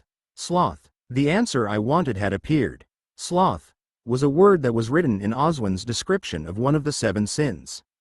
The Southern Commander Oswin had said exactly the same words. The virtue of a king is sloth. It is the same name as one of the 7 sins. It can't be a coincidence. I was sure of it. In front of my eyes was the Twilight blacksmith Oswin. I didn't know why Oswin didn't remember or why he was a Doom Knight, but I was certain of it.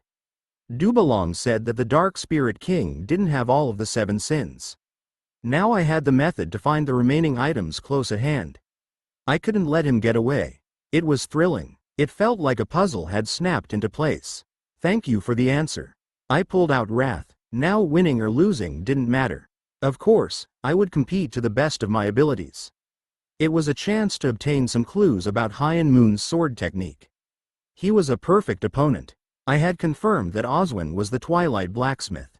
After the spar and having my sword accepted, I swore a loyal vow. I was willing. Along with the title of Lord, I was granted the position of a captain. I was authorized to lead 2,000 soldiers. You didn't ask why I said such an unconventional thing. What does Southern Commander Nim want from me? I want to make you the hero of the South. I was currently at a training hall inside the castle. I didn't rest for even 1 second. I needed to use every second to swing my sword. Torium had watched from the sidelines as I trained in High Moon's sword technique. I heard about it, and I am concerned. If you kick a rolling stone, then the backlash might be even worse. It is needed to build achievements. Will you also try to catch Commander Mogdali? That isn't bad. Quack. Wrath quickly moved through the air. I thought back to my fight with Oswin the other day. Doom Knight, a creature I had met in the demon world. Even a Grand Duke couldn't easily deal with one. The swordsmanship that unfolded using 6 hands was dazzling. There is something in the glove. Even in the midst of the spar, I didn't neglect examining Oswin. The gloves worn by Oswin. The magic power I felt from them made it highly likely it was one of the 7 sins. The magic power flowing from them was similar to when I was corrupted. Moderation was impossible. As carefully as possible, find out about the gloves that Commander Oswin is wearing. Is it a command? It is a command. Then I will follow you. Torium bowed and left the training hall. Swick, Swick. Meanwhile, I was constantly on the move. 2 days later, Torium came to me while I was meditating. He never takes off the gloves. He values the gloves more than his weapons and even hates to have water touch them. Those gloves were cherished. It wasn't simply because they were one of the 7 sins. The weapons he used were also very good. There had to be a hidden reason why he didn't want water to touch them. I need to figure out the reason why. I needed to do it myself. I stood up. Good job. No, I just followed your command. I laughed. A fire similar to Krasla's had risen inside Torium. It was an attitude that indicated they would do everything to complete off my commands. I need to resolve this quickly and go back. At the same time, I was curious about the situation of the dungeons. I didn't know what would happen while I was stuck here. Okulos had died, but the sensation he created was still there. The balance of power would be disrupted in the aftermath. It was highly likely that the other Grand Dukes would move. I've heard rumors about Mogdali. He has begun a full-scale offensive. Lord Nim should be contacted soon. Tomorrow. Tomorrow I will participate. That is abrupt. I was just informed. I am going to see the soldiers. 20 minutes before Torium arrived, a dark warrior had entered the training hall and announced it. It was quite abrupt. I needed to be prepared to move in just 1 day. I turned and exited the training hall. If I am going anyway, I should prepare as much as possible. There were things only available here. I couldn't ignore them. My growth rate here was remarkable. I was changing every day. Simply pushing myself wasn't responsible for the abnormal growth. This world itself seemed to be helping my growth. As long as I was stepping on this ground.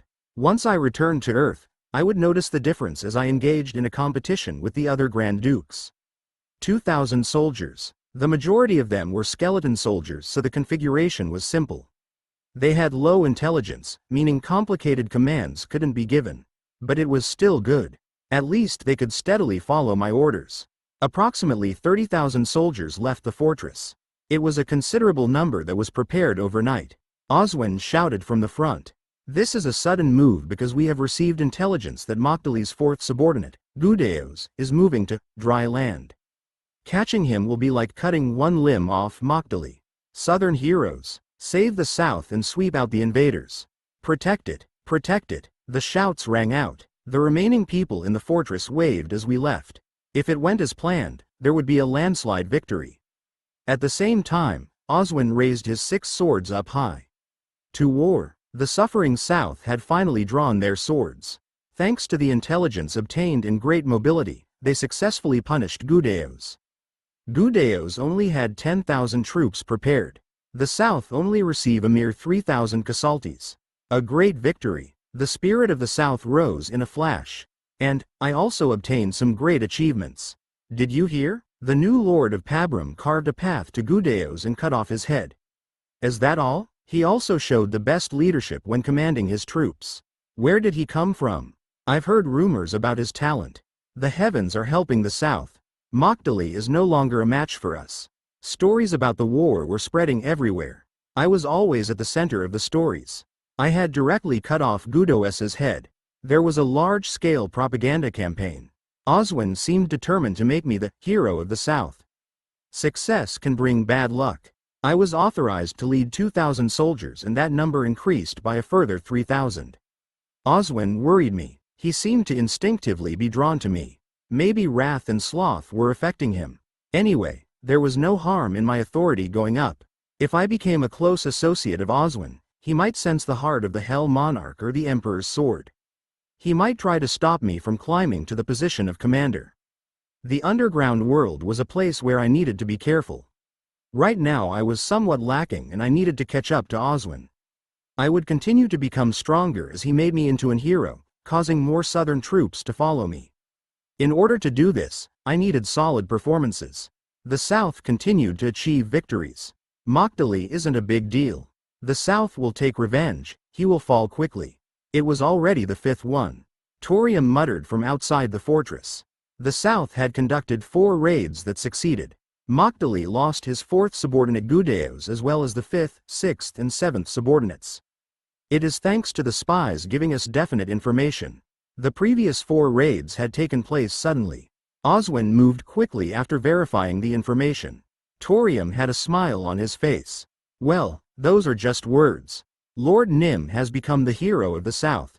Right now, the South is only talking about Lord Nim. Soon it will calm down.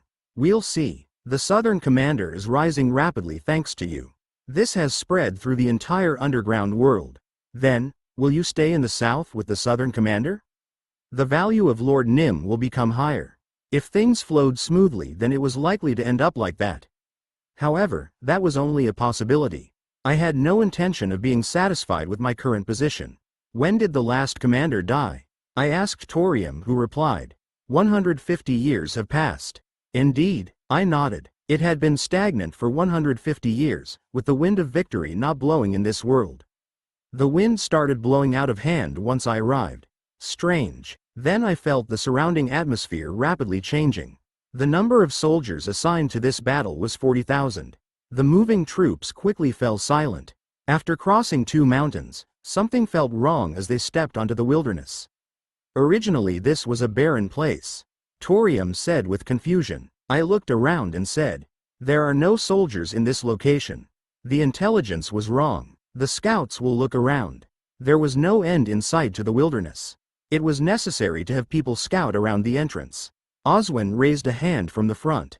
Just as people were about to scout around, Sir one hand appeared through the mud and grabbed a skeleton soldier. Sir hundreds, thousands of hands rose simultaneously. Cursed souls. Why are they in this place? Torium was shocked. However, the danger hadn't begun yet. Sound could be heard in the distance.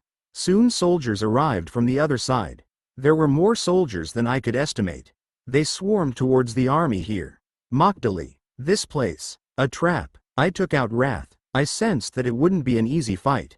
A dilemma. There was no place to escape. The difference in numbers, the geographic advantage, wasn't it too easy?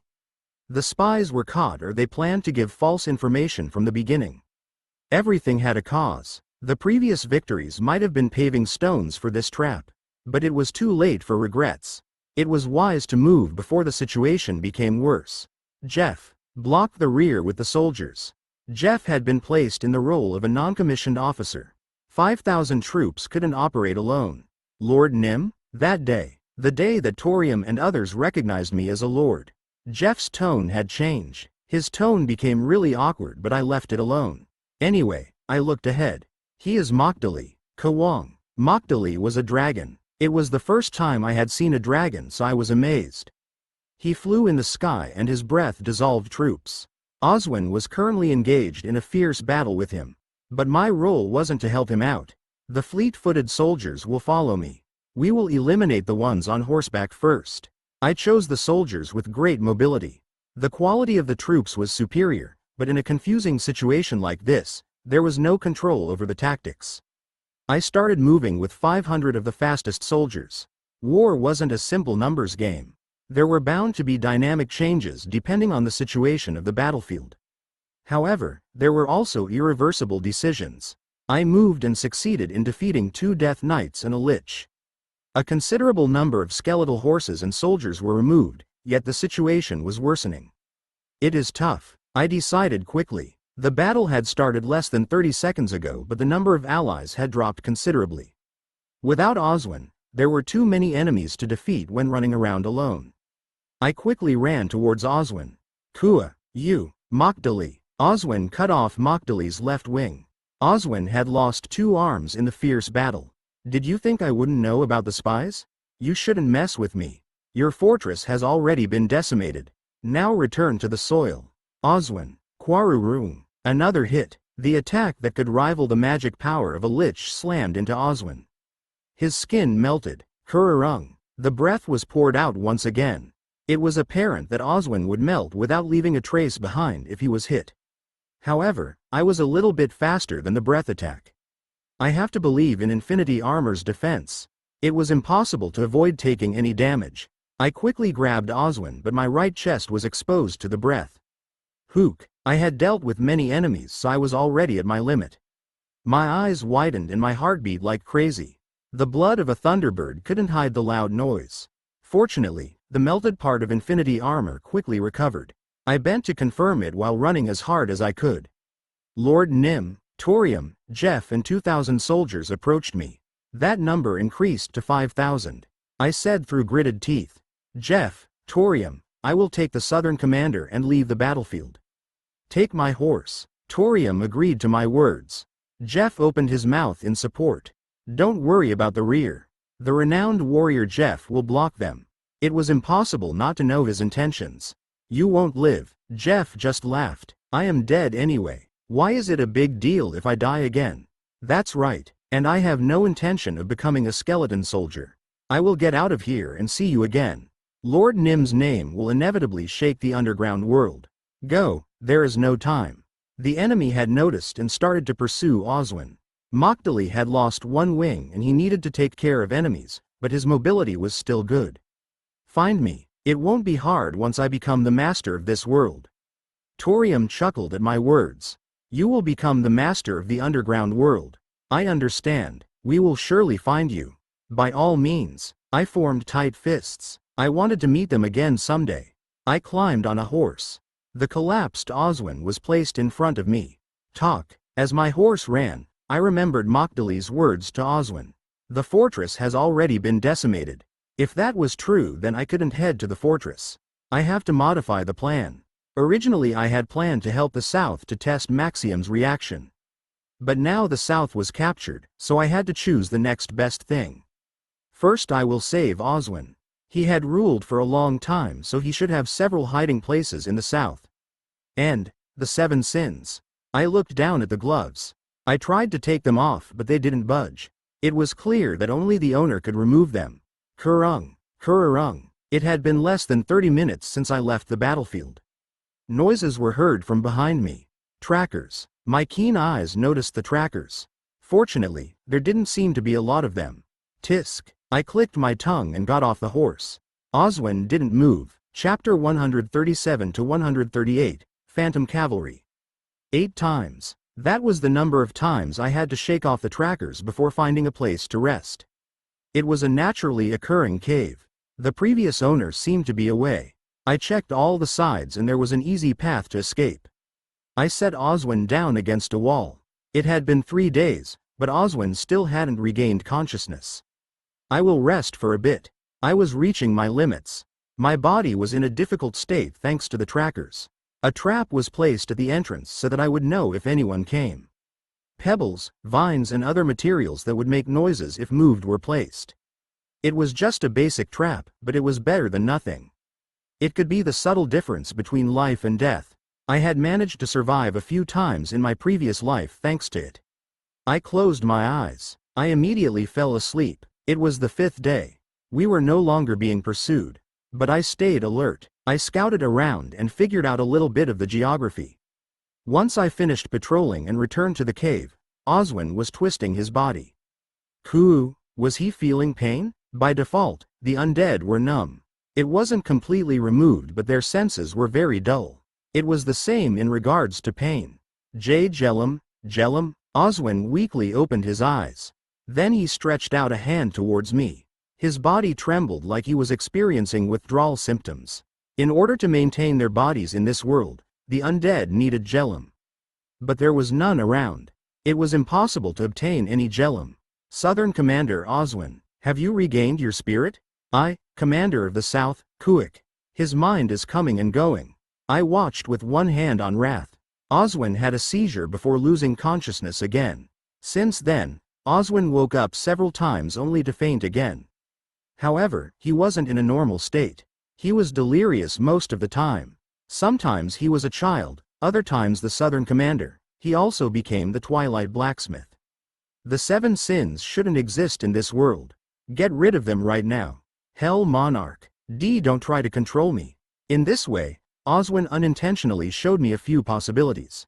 Schizophrenia, or maybe multiple personalities. There were a variety of personalities inside Oswin. The ego of the Southern Commander was the most intense, but multiple egos emerged. The medium that caused it. The gloves. Every time the personality changed, the magic power changed as well. It was clear that there was a close relationship. I couldn't hold a conversation with them. He repeatedly woke up and then fainted. All the evidence returned to my heart. There was no time to observe the developments. The most important thing was to leave the underground world and determine the situation regarding my dungeons. I was going to become the devil. The master of the underground world? I had the heart of the Hell Monarch, so I was already the master. His arms, 2 should be enough. 6 arms. 3 of them were already cut off. It wouldn't be a problem if one more was gone. I raised wrath. I wanted to see if any changes would happen after getting rid of a gloved arm. Chawahik. There was no hesitation. I cut off one arm. At the same time, Kuik, the stunned Oswin, started screaming. Oswin panicked and rose from his seat. He looked at his arm and breathed roughly for at least 5 minutes. The gloves are mine. The gloves were his top priority. The reaction was far from normal. Quarung, crazy. He started attacking randomly. It wasn't clear which ego was in control. It could be the Southern Commander or the Twilight Blacksmith. There was also a chance it was a new personality. What to do? I worried about it for a short moment. I had no choice. I either had to kill him or knock him out. My mind was inclined to the former. Oswin's gaze was fixed on the fallen arm that was still wearing the glove. It was reasonable to think that the gloves would fall off if the owner was killed. It can't be helped. I hoped to get some things from the Southern Commander. It didn't matter if his words were mixed. I had wanted to find information, but there would be no answers in this state. I held both wrath and the Emperor's sword. And at that moment, his crazy eyes vanished. That sword. He noticed it immediately. The personality in control knew the Emperor's sword. The enemy was gone. It is like the time with Maxium. There was no other way. The blood of the Thunderbird wiped away traces of the heart. I asked, "Who are you, Hell Monarch? Have you forgotten me? Didn't you contaminate Oswin's spirit by placing me directly inside him? I don't remember." That is okay. Great Hell Monarch, you finally returned. The true god. Flop. Oswin fell to his knees. Now the underground world will become stable. The Creator will lead us. Oswin's ego knew some of the work of the Hell Monarch. In addition, there seemed to be very juicy information. Where is the real spirit of Oswin? I tore apart his spirit like Hell Monarch Nim commanded. The true Oswin is nothing now.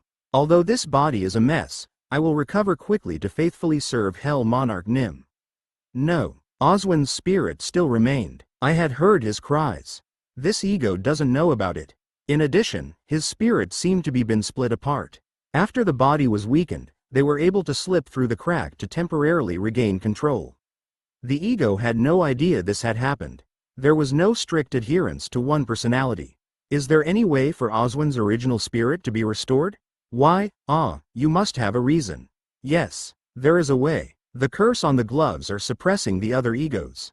Oswin's ego will surface if that is gone. This person believed that I was the Hell Monarch. He revealed the truth to me, so there was no need to clear up the misunderstanding. The method to get rid of the curse? Are you thinking of removing the curse? The curse is so old that this is already as one with the body.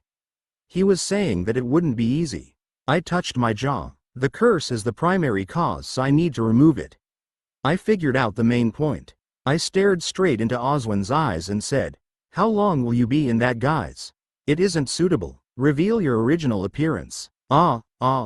Please wait. I won't show such a disgraceful appearance. Oswin subsequently lay on the floor. Then smoke emerged from Oswin's head. The shape that the smoke took was a shade.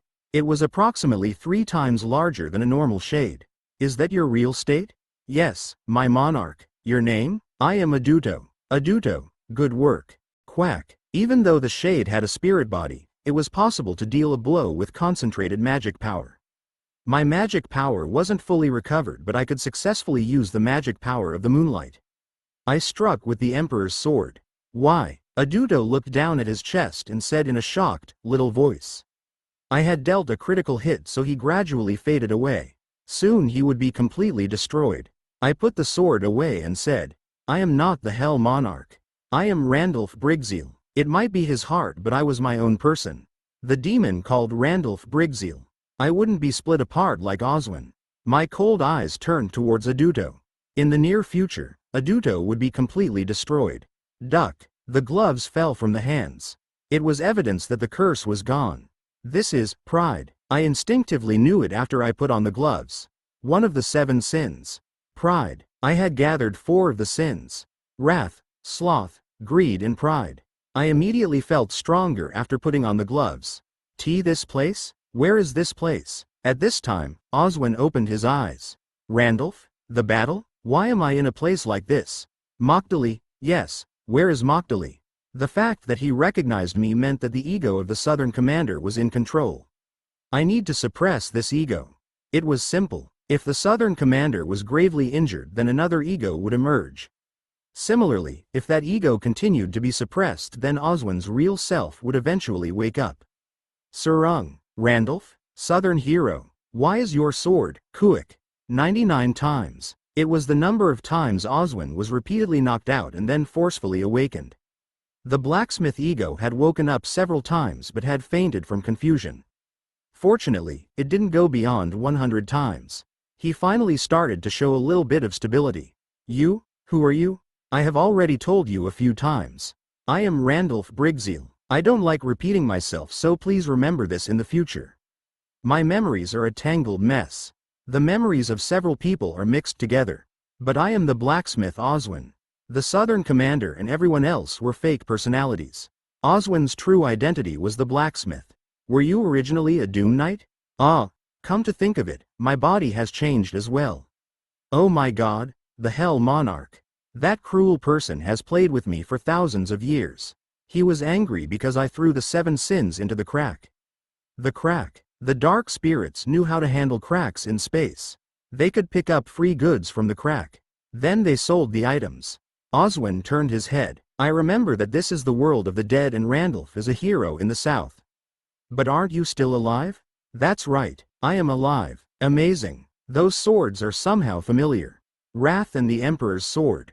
That cloak. Sloth. Apart from the Emperor's sword, they are all items that wandered through the crack. Where did you find them? It was a problem. Was it okay to let him know? The Twilight blacksmith Oswin. I expected a lot from him. I wanted Oswin to follow me. If I hid the heart of the Hell Monarch from him and he learned about it later on, things could turn bad. It would be better to inform him now. I explained how I obtained the heart of the Hell Monarch and the Emperor's sword. Oswin's expression changed as he listened to the story. Something like that. Do you believe it? I can't not believe it. Then I guess the Hell Monarch has been destroyed. His heart belongs to Randolph. Maxium even mistook you as the Hell Monarch. Things are becoming interesting. Oswin laughed. He was still in a little bit of pain. Oswin was happy since the Hell Monarch was his enemy. Oswin, this isn't the time to have hazy memories. This was enough explanation. I had spent too much time finding Oswin. Now we needed to move. I was also the Southern commander. The battle might have been lost, but don't worry. The real power of the South isn't at the fortress. Then, the Southern commander hid 2,000 Phantom Cavalry in a place that no one else knows. The Phantom Cavalry only responds to the Hell Monarch, but you should be able to wake them up if you have his heart. You will launch that strength and gather the remaining power of the South. Mokdali has lost one wing, so victory is possible. Phantom Cavalry. It was somehow familiar. The Phantom Cavalry are troops that belong to the Emperor. I read the description. I didn't know if 2,000 Phantom Cavalry could resolve this situation. However, Oswin had a confident expression. Follow me. We will go to wake up the Phantom Cavalry. The weary Oswin rose from his spot. It took 3 days and nights to arrive at the desired destination. A huge mountain made of bones. It was a place where skeleton soldiers were buried. The Southern commander created a secret place underground. The Phantom Cavalry are hidden there. Why? Oswin cocked his head with confusion. I was laughing. Is this your job? You don't understand. I hate the Hell Monarch. On the other hand, I wanted to be the Hell Monarch when I was the Southern commander. I've been protecting this place for a long time on behalf of the owner. There is a difference in your eyes. Yes, most commanders won't be like me. This state has lasted so long, they won't admit that the real Hell Monarch has appeared. Oswin's words weren't exaggerated. It was natural since he still had the memories of the Southern commander. Was Maxium unusual? Maxium. He had noticed from a distance that my heart belonged to the Hell Monarch. He shook off everything on the battlefield and ran over. On the other hand, the commanders would probably have different reactions. Emperor's Knight. I came to the conclusion that Maxium was unusual because he was the closest to the Emperor. Time is really unique. It can change everything. Even those with absolute loyalty will change over time. The false loyalty would be worn away. Even so, there is no change in this world. It is indeed a sad place. Oswin had an increased appreciation for time. He had finally found himself after so long. Everything changed and this was a far cry from his original appearance, so, overall, there was a feeling of sadness. What do the commanders want? The Hell Monarch has stopped this world. As a blacksmith, I don't know why they are so obsessed with God. Maybe they want to escape the fate of guardians. Certainly, they guard the middle world from the demon world. The Emperor is not the Emperor. That is why he was called the Shadow Emperor. He became crazy in the later years and became known as the Hell Monarch. But his destiny. Oswin smiled sadly and continued talking. It is really funny. His cursed destiny became twisted with another person's. If the 7 sins had entered his hands, then the worlds would have ended.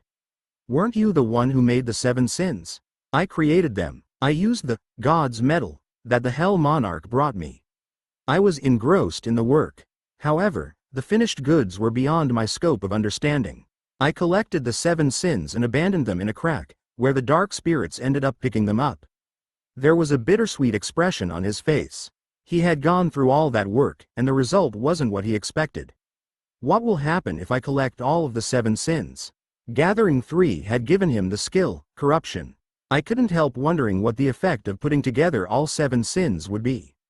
I don't know. That only thing I'm certain of is that the one who wears them can cause unprecedented destruction. Therefore, I will help you, but don't gather any more of the 7 sins. I'll think about it. The one who wore them would cause destruction. But the 7 sins weren't made accidentally.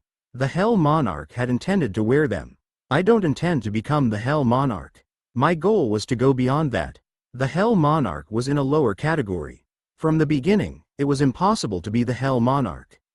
Come this way. The Phantom Cavalry are inside. There seemed to be no end in sight to the Tomb of Bones. Oswin stopped and cleared the bones off one part of the floor. After the dust was wiped away, stones with strange patterns on them were revealed. Jiuk. Oswin drew the pattern on his ribs. It was a bizarre sight. I jokingly spoke while watching Oswin. I guess it doesn't hurt for an undead. My ribs are reacting to the magic power in the seal. You examined it once. Make sure you remember everything. The glyphs on the ribs. They soon shone with light. The floor opened with a loud sound. Oh, This feels like a dream. This memory is real. Is now the time to be talking? I'm sorry. Let's go. Oswin stopped fussing over his memories and started guiding me. A spacious underground. A gigantic temple could be seen at the end. The inside of the temple. The skulls of 2,000 cavalry were lined up there. An ambient light was coming from the bones. They were self-illuminating. They even had expressions. The key is the Emperor's sword. Drip blood on the sword and order them. It wasn't a difficult procedure. I used the Emperor's sword to cut my index finger. Once blood flowed onto the sword, I slowly opened my mouth. Wake up, Kururung. The ground convulsed. Weak. The wind made a moaning sound. Light shone and the ghost cavalry started appearing. Chiok, Chiok. They lined up and bowed. I couldn't help but raise my head higher at the majestic sight. Brilliant. There were 2,000 phantom cavalry. All of them would follow me. After all of the phantom cavalry showed up, Oswin approached me. I don't remember seeing them move, but it really is a great army. They are the best power that the Hell Monarch hid. He was full of admiration. I looked ahead and said, the main fortress isn't the only stronghold in the south. Other forts exist. We will go there. A good plan. Mokdali should have eaten everything by now. I know the locations, so moving there won't be difficult. If we capture other forts, our survival will be announced and the remaining power of the south will gather. Where is the nearest fort? 2 days running in the northwest direction. Then let's go. We rode on horses. 2,000 phantom cavalry followed behind me. Mokdali's third subordinate, Charing. He was a lich who captured one of the southern forts and raised the morale of the soldiers. He drank from a branch of Jellum while climbing the walls. Mokdali Nim will become the supreme commander. A commander hadn't returned to the earth in hundreds of years.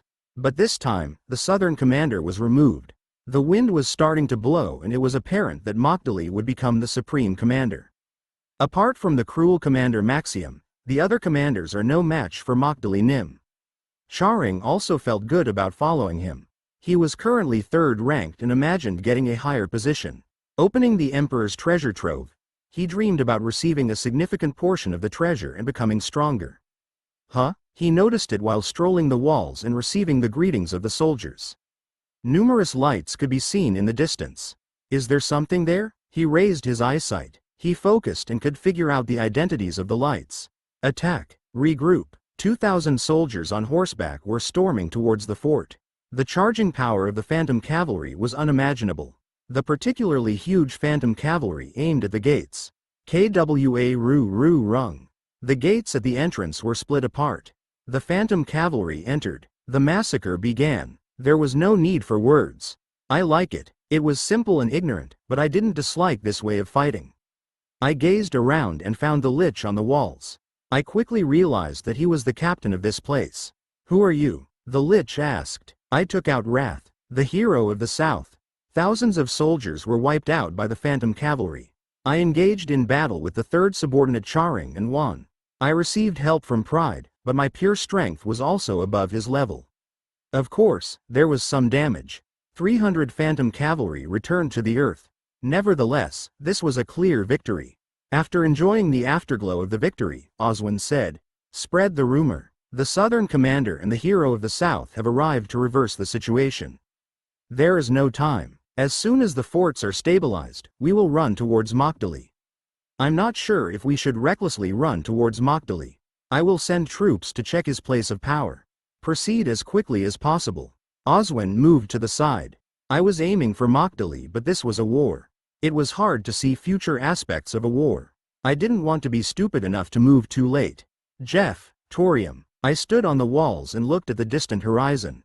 Spread rumors. I am alive, so come here. 1 month. In the meantime, I gathered up warriors. It was spread through the south and Oswin's followers came. There were numerous occasions when I moved against Mokdali's forces. They were brutally defeated every time. In addition, rumors about the phantom cavalry spread around the entire underground world.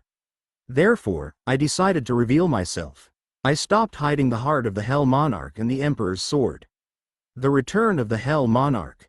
Such rumors spread so the morale of the enemy was at the worst point. You are not the Hell Monarch? Mokdali didn't acknowledge it even in the end. He had high self-esteem as a commander. In his heart, he was already the Hell Monarch. He didn't trust my sudden appearance. In contrast, Magdali's eyes were full of fear. There was no choice. I had the Emperor's sword, the heart of the Hell Monarch and the Phantom Cavalry. Magdali ran a long way just to be punished. No matter how frustrating, he couldn't deny it. That's right, I am not the Hell Monarch. I had no intention of denying it. I was Randolph Brigzeal, not the Hell Monarch. I raised wrath and the Emperor's sword. Magdali returned to the earth with a scream and the Southern War finally came to an end. Chapter 139. The Final War. Oswin reclaimed the main fortress. Rumors about me were currently spreading through the underground world. I had the heart of the Hell Monarch and the Emperor's sword. The soldiers wondered if I was truly their monarch. I wasn't going to announce it officially. It would be left as rumors. Maxim, why isn't he coming out? Unlike Magdali, the other commanders didn't move easily. Maybe they didn't believe it. However, one person should move after hearing the rumors. The cruel commander Maxim. He knew me. He gave me the Emperor's sword and pledged himself to me. Now I was out of the system, so I didn't know if Maxim still accepted me. Would he cheer and react like he did before? Or would he be hostile? Of course, I wasn't just waiting for his reaction. After stabilizing the fortress, I started to look into full-fledged actions. The wind was blowing. I planned to see this through to the end. I will go to the center. I needed to have the consent of every commander to enter the treasure trove. If they didn't follow me, then I would thoroughly crush them. Follow me. A small wind. There was a sharp gust as I moved. The troops moved en masse out of the south. I advanced towards the central area without hesitation. There were a total of 12 commanders. Magdali had returned to the earth and Oswin was on my side. The future developments depended on whether they accepted me or not. But I would erect a guillotine in front of them before making a judgment. I would make them choose. Along with Magdali's remaining troops that I absorbed, there was also the Phantom Cavalry. It wasn't an exaggeration to say that I had the best army. Eat the weak. This world was survival of the fittest. I made a decision to step on the weakest commander. They were shocked and unprepared. After having their power inflated, they claimed legitimacy and lied to the world. They are dogs that aren't worth leaving alive. It was like a commander raising their troops outside a warehouse. It was unfortunate that they presumed to become the emperor. It was similar to a dog wagging its tail at me due to extenuating circumstances. It was understandable. It wasn't easy to believe rumors that the Hell Monarch had suddenly appeared. Eliminating Magdali didn't mean that I was the Hell Monarch. Anguish and atonement. As time passes, the collar around their necks will tighten. However, those were just my thoughts. I sharpened my swords. They were also covered with poison that would be deadly with one prick. Additionally, I was surprisingly stronger on the battlefield. Time was completely on my side. I was triumphant. The commanders in the central area fell to their knees without hesitation. 3 commanders had already returned to the earth. There were 8 commanders remaining. I needed to handle 7 of them. My army grew quickly. It was at a level where I could be a match for Maxim. But shortly after the 3rd commander fell, someone came to my fortress. He was Maxim. Your Majesty. Is it truly your Majesty? It has been a while. Flop. This place was my barrack. Maxim was the only one here. Maxim immediately went down on one knee. Forgive me for coming so late. I thought someone had impersonated your Majesty and didn't move. I thought it was someone's trap. Then I heard about your Majesty's achievements. Indeed. That was the reason why. I nodded. I don't care. After overwhelming the other commanders, Maxim is forced to believe your Majesty's return.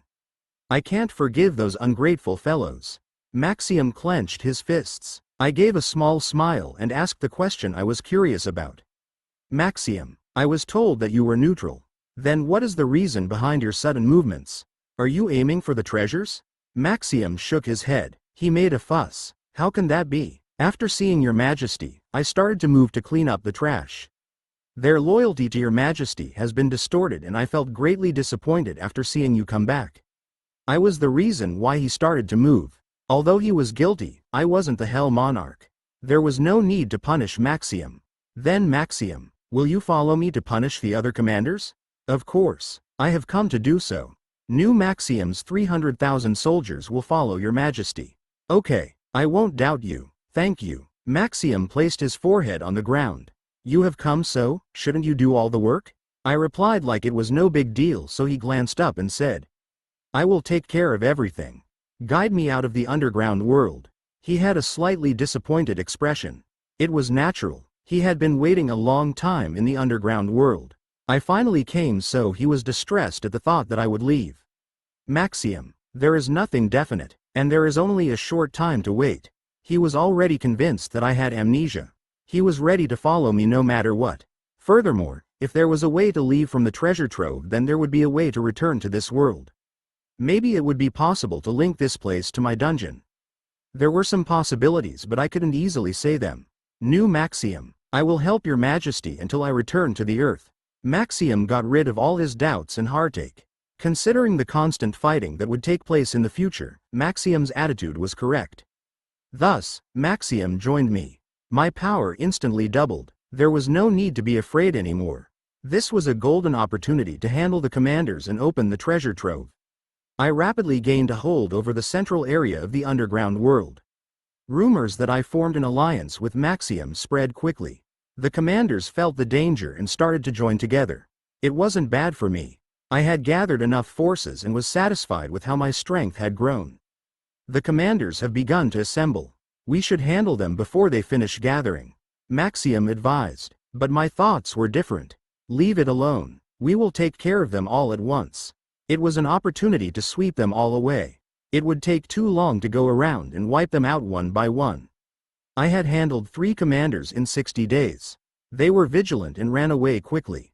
Even now, it wouldn't be strange if that happened. They will be prepared. They showed no signs of wanting to bow to me. They were waiting for me to show any weaknesses. It would be better to let them gather and wipe them all out at once. Maxim and Oswin, train the soldiers and prepare for the final war. We will finish everything at once. New Maxim, I will follow your majesty. New Oswin, I will follow your majesty. Both of them were part of my retinue. Maxim and Oswin seemed to be enjoying this situation. The misunderstanding that I was the Hell Monarch needed to be maintained until the end. I have to be ready. Hyan Moon's swordsmanship. It was almost complete. With a little more practice, I would be able to make it mine. It took several long months. It will be complete. My mouth was tight as I entered the training room. My hands that were holding Wrath and the Emperor's sword trembled with excitement. 3 months. That was the time it took for all the enemies to gather. The remaining 6 commanders had formed a temporary alliance. Maxim and I thought that the gathering was ridiculous. It might be because they were threatened by the rumors about the Hell Monarch, but it made things easier. My army reached 500,000. I had 2 great commanders under me. It would be reckless to take command of the army without them. The enemy's army was approximately 600,000. They had slightly higher numbers. However, the 6 commanders had barely just joined together. It was obvious that their teamwork wouldn't match, unlike my army. I'm sorry. Those incompetent people have turned their hearts away from you. Maxim had an ashamed attitude until the end. This was in front of the treasure trove. It was the perfect place for the final war, but I once again felt sorry as I saw the hostile commanders. They were originally the ones that would lead the underground world, so they blamed me. It isn't your sin. They have been unable to throw off the confines of time and became corrupt. I raised the Emperor's sword and aimed it towards the enemy. Maxim, if you feel that they are wrong, then lay their heads down in front of me. I gave them plenty of time and opportunities to accept me. Cut off the heads of those who refuse. Then I will forgive you. I will follow your words. I'll present the heads of those unsightly commanders to your majesty. Maxim perked up. I looked forward. There were over 1 million soldiers gathered in front of the place where the treasure trove was stored. A wide plain. The 2 sides were facing each other. Only the winner could open the door to the treasure trove. The loser would quietly return to the earth. Charge! I shouted while quickly rushing forward. It was the beginning of the final war. The smell of death was everywhere. It was familiar. It was comforting like a home. Numerous enemies were blown away by Wrath and the Emperor's sword. Quack! Shawaruruk! I rotated my swords. A trance. The completed Hyan Moon's swordsmanship was amazing. I immersed myself in the flow. As I repeatedly wielded the swords and killed the enemies, I felt something changing in me. The change was so natural I took it for granted. The magic power discharged from my heart fluctuated. Kuong. Then the sleeping lightning god woke up. Lightning god burned all the enemies in front of me. It was a reunion after a long time, but I acted casually like it had only been minutes. As time passed, I gradually got faster. The moonlight became more intense and it felt like my heart was bursting. It seemed like time was accelerating. At one point, things became static and I awakened. A surge of power. I felt like everything had returned. In fact, I knew that I was much stronger than in the past. It was like the limit had increased. I exceeded the limit. That's right, a sensation I had never experienced before. But I was certain, I had exceeded the limit. My potential had risen sharply. There was a smile on my face. I woke up from the accelerated time in a very good mood. The reason why? The Grand Dukes had hidden the secret to breaking through the limits. I am complete. The underground world had been a great help to me. If I hadn't grown, then in the end, I might have been defeated. But not in the future. They might grow to be equal to me. I needed to resolve this before it happened. I must end this war. It was coming to an end. Chapter 140. Return. The war continued for 3 days. I was in a hurry to return, so I pushed them day and night. I was more powerful than before and was already the strongest in this place. Lightning God burned down the enemies around me as I aimed only at the commanders. Oswin and Maxium recognized my intentions and attracted the attention of the troops. As a result, on the evening of the 4th day, I was able to return all 6 enemy commanders to the earth. They spoke right before my sword sliced their necks. I want to forget everything. This is just a dream. The stopped world. Only time flowed. In the process, they became exhausted. Maybe they were waiting for someone to punish them. There was a look of peace on their faces before returning to the earth. They couldn't withstand the long years without the Hell Monarch. Once the commanders disappeared, the enemy's morale quickly deteriorated. The enemy ran away and those remaining were quickly cleaned up. Finally, my work in the underground world was finished. Shortly after the war ended, I stood before a huge mountain.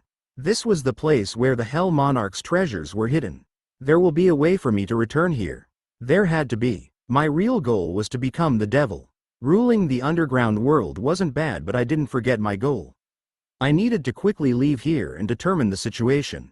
After Okulos died, Earth was likely to have fallen into confusion. The key was how much time had passed.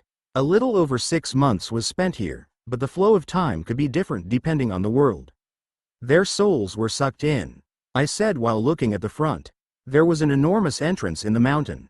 The souls of the commanders who returned to the earth had been sucked in. Once a commander loses their body, their souls are meant to be sucked into the treasure trove. Your Majesty, Oswin and I will place my hands on the entrance. Once you place your sword in the middle, the warehouse will open. Maxium explained. I nodded. There was something like a keyhole in the bottom of the door. The sword was supposed to be placed there. Soon after, Oswin and Maxium touched the large door guarding the treasure trove. I picked up the Emperor's sword. I slid it inside the hole and the world started to shake. System recovery complete. The protection system is working. The details of the demon, Randolph Brigzeal, have been updated. Impossible achievement. You are the first person to step foot on an unknown world. The system has obtained information about the underground world. A link has been created between the demon, Randolph Brigzeal's dungeon, and the underground world. The link is being created. 1%, 2%, 5 million PT will be paid. 3,000 achievement points will be added. The Treasures of the Hell Monarch has been opened. Unable to judge accomplishments. Searching for similar achievements. 4 million PT will be paid. 800 achievement points will be added. A list of treasures has been added to the achievements store. Incredible achievement. Surpassing the limits has been achieved for the first time. 1,500,000 PT will be paid. 1,000 achievement points will be added. A remarkable achievement. 50,000 creatures have been handled alone for the first time. 1 million PT will be paid. Achievements score 500 points will be added. An amazing accomplishment. The first to obtain 2 high-class undead as your subordinates. Title, Undead, XU, has been obtained. 1,200,000 PT. Great achievement. You will be forcibly transferred to Earth. A crack. I was sucked inside. When I opened my eyes, everything around me was different. Earth, the surrounding air and magic power. It was familiar despite being gone half a year. This was Earth. I had returned, but it wasn't near my dungeon. A person has suddenly appeared. Damn, what are you doing? Flee. Humans with extremely pale faces. The Caucasian people looked at me. I was on a street surrounded by tall buildings. Most of them were half destroyed and there were many humans killed. Monster wave. Creatures were moving in my direction. They drooled as they came closer. I was just about to pull out the sword when two people emerged from the crack in rapid succession. This place. Oh, Your Majesty. They were Oswin and Maxium.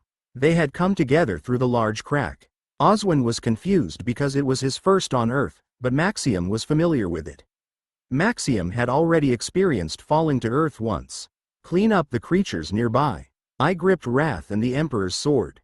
It would be better to talk to the humans, but they were distracted by the creatures. After I wiped out those around here, I would be able to get a better understanding of the current situation. 10 minutes passed. The awakened arrived, but the situation was already over. The three of us had killed 500 creatures. Everyone who watched was speechless with astonishment. They marveled quietly at the surrounding devastation. Demons? The representative of the 50 awakened that were maintaining a distance asked. It might be different if I was alone, but Oswin and Maxium looked like creatures. Yet, I was plainly asked if I was a demon. It seemed a little different from when I was last on Earth. Have the demons become more prominent? It certainly seemed like a long time had passed. I put my swords away and said, "A summoner." It was extremely rare, but there were some summoners among the awakened. It was perfect to throw off suspicion. The representative nodded at my words. "Ah, you are a summoner. Can I ask where you came from?" "South Korea, Heaven's Will. I am the leader of the raid group Devil Hunters." "Is that all you need? South Korea, Heaven's Will?" The response was ambiguous. Distrust was in their eyes. I spoke with a frown. "I would like to know the current date and the year." "July 13, 2021. 2021? Are you sure?" "It is certain." Tisk. I clicked my tongue. The flow of time was different. 1 year and 8 months had passed. If so, their attitude could be understood. The demons had started moving and revealed their presence. That's why I was asked if I was a demon. "By the way, are you really from South Korea?" "No one has come out of there for a while." The suspicions of the representative awakened weren't removed. His hands were placed on his sword. A sneaky action. In the meantime, the level of the awakened seemed to have risen. I'll open Mind's Eye. I almost forgot about it since the skill wasn't used in a while. I used Mind's Eye to grasp the level of the awakened. Name: Edgar Sheen. Occupation: Hero, Warrior. Title: * Survivor. R. Strength +4. * 1000 victories in battle. U. Stamina +7. Stats: Strength 65, +4, Intelligence 41. Agility 44, Stamina 48, +7. Magic Power 48, Potential 246 +11 311. Uniqueness: none. Skill: Deadly Blow. U. Mental Focus. R. Most of the awakened gathered here had similar figures. It was surprising. I couldn't believe the changes in 1 year and 8 months. Their abilities had grown while I wasn't around. If I thought of them as the average, the elite would probably exceed a total of 300 stats. It meant that things had changed dramatically over time. What does it mean that no one has come out? Have you been living in the mountains? I have been in a similar place for the last 2 years. Ah, then you might not know. The representative of the awakened removed his hand from the sword. His doubts were almost erased. He subsequently said, "South Korea is under attack from various demons. They closed in from all over the place. The aim of the demons seemed to be the Korean dungeon and the awakened." The attack of several demons? Shouldn't I be glad that it wasn't occupied yet? I breathed out. I needed to consider the possibilities before moving hastily. I needed to hear the before and after of the situation. Since when? Since a year ago. It is impossible to contact them because all electricity is disconnected and the sky is occupied. Well, South Korea isn't the only country in such a situation. Angels and demons are fighting. They aren't thinking of humans. Ahiyu. All of the awakened sighed. The angels. There is no time to waste. It was worse than I thought. I needed to move before I lost everything. Well, thank you for the help. Summoners are very rare. My name is Edgar, the Guild Master of the American Guild, Golden Time, Hyok. I turned around and ran as hard as I could. I disappeared in a flash, causing the Awakened to make a fuss. Did he use a space scroll? Edgar was the Guild Master of the Golden Time Guild. He blinked and withdrew the hand he had held out. The basic things had been restored, but my connection to Yi still wasn't working. In the end, I had to go directly to the dungeon to check out the situation. Is this place called Earth? It is amazing. Oswin had heard the circumstances about how I obtained the heart of the Hell Monarch. He knew that the demons were fighting to become the devil. His Majesty has work to achieve here. Keep silent. Maxium spoke in a serious manner. The two of them moved together with me. Of course I will follow. Oswin laughed lightly. Oswin seemed to be enjoying this situation. Maxium thought I was the Hell Monarch and was delighted to follow me. However, I had no time to worry about their conversation. I need to reach South Korea soon. Streets filled with creatures could be seen. It was already at an intermediate level, but I sped up even more.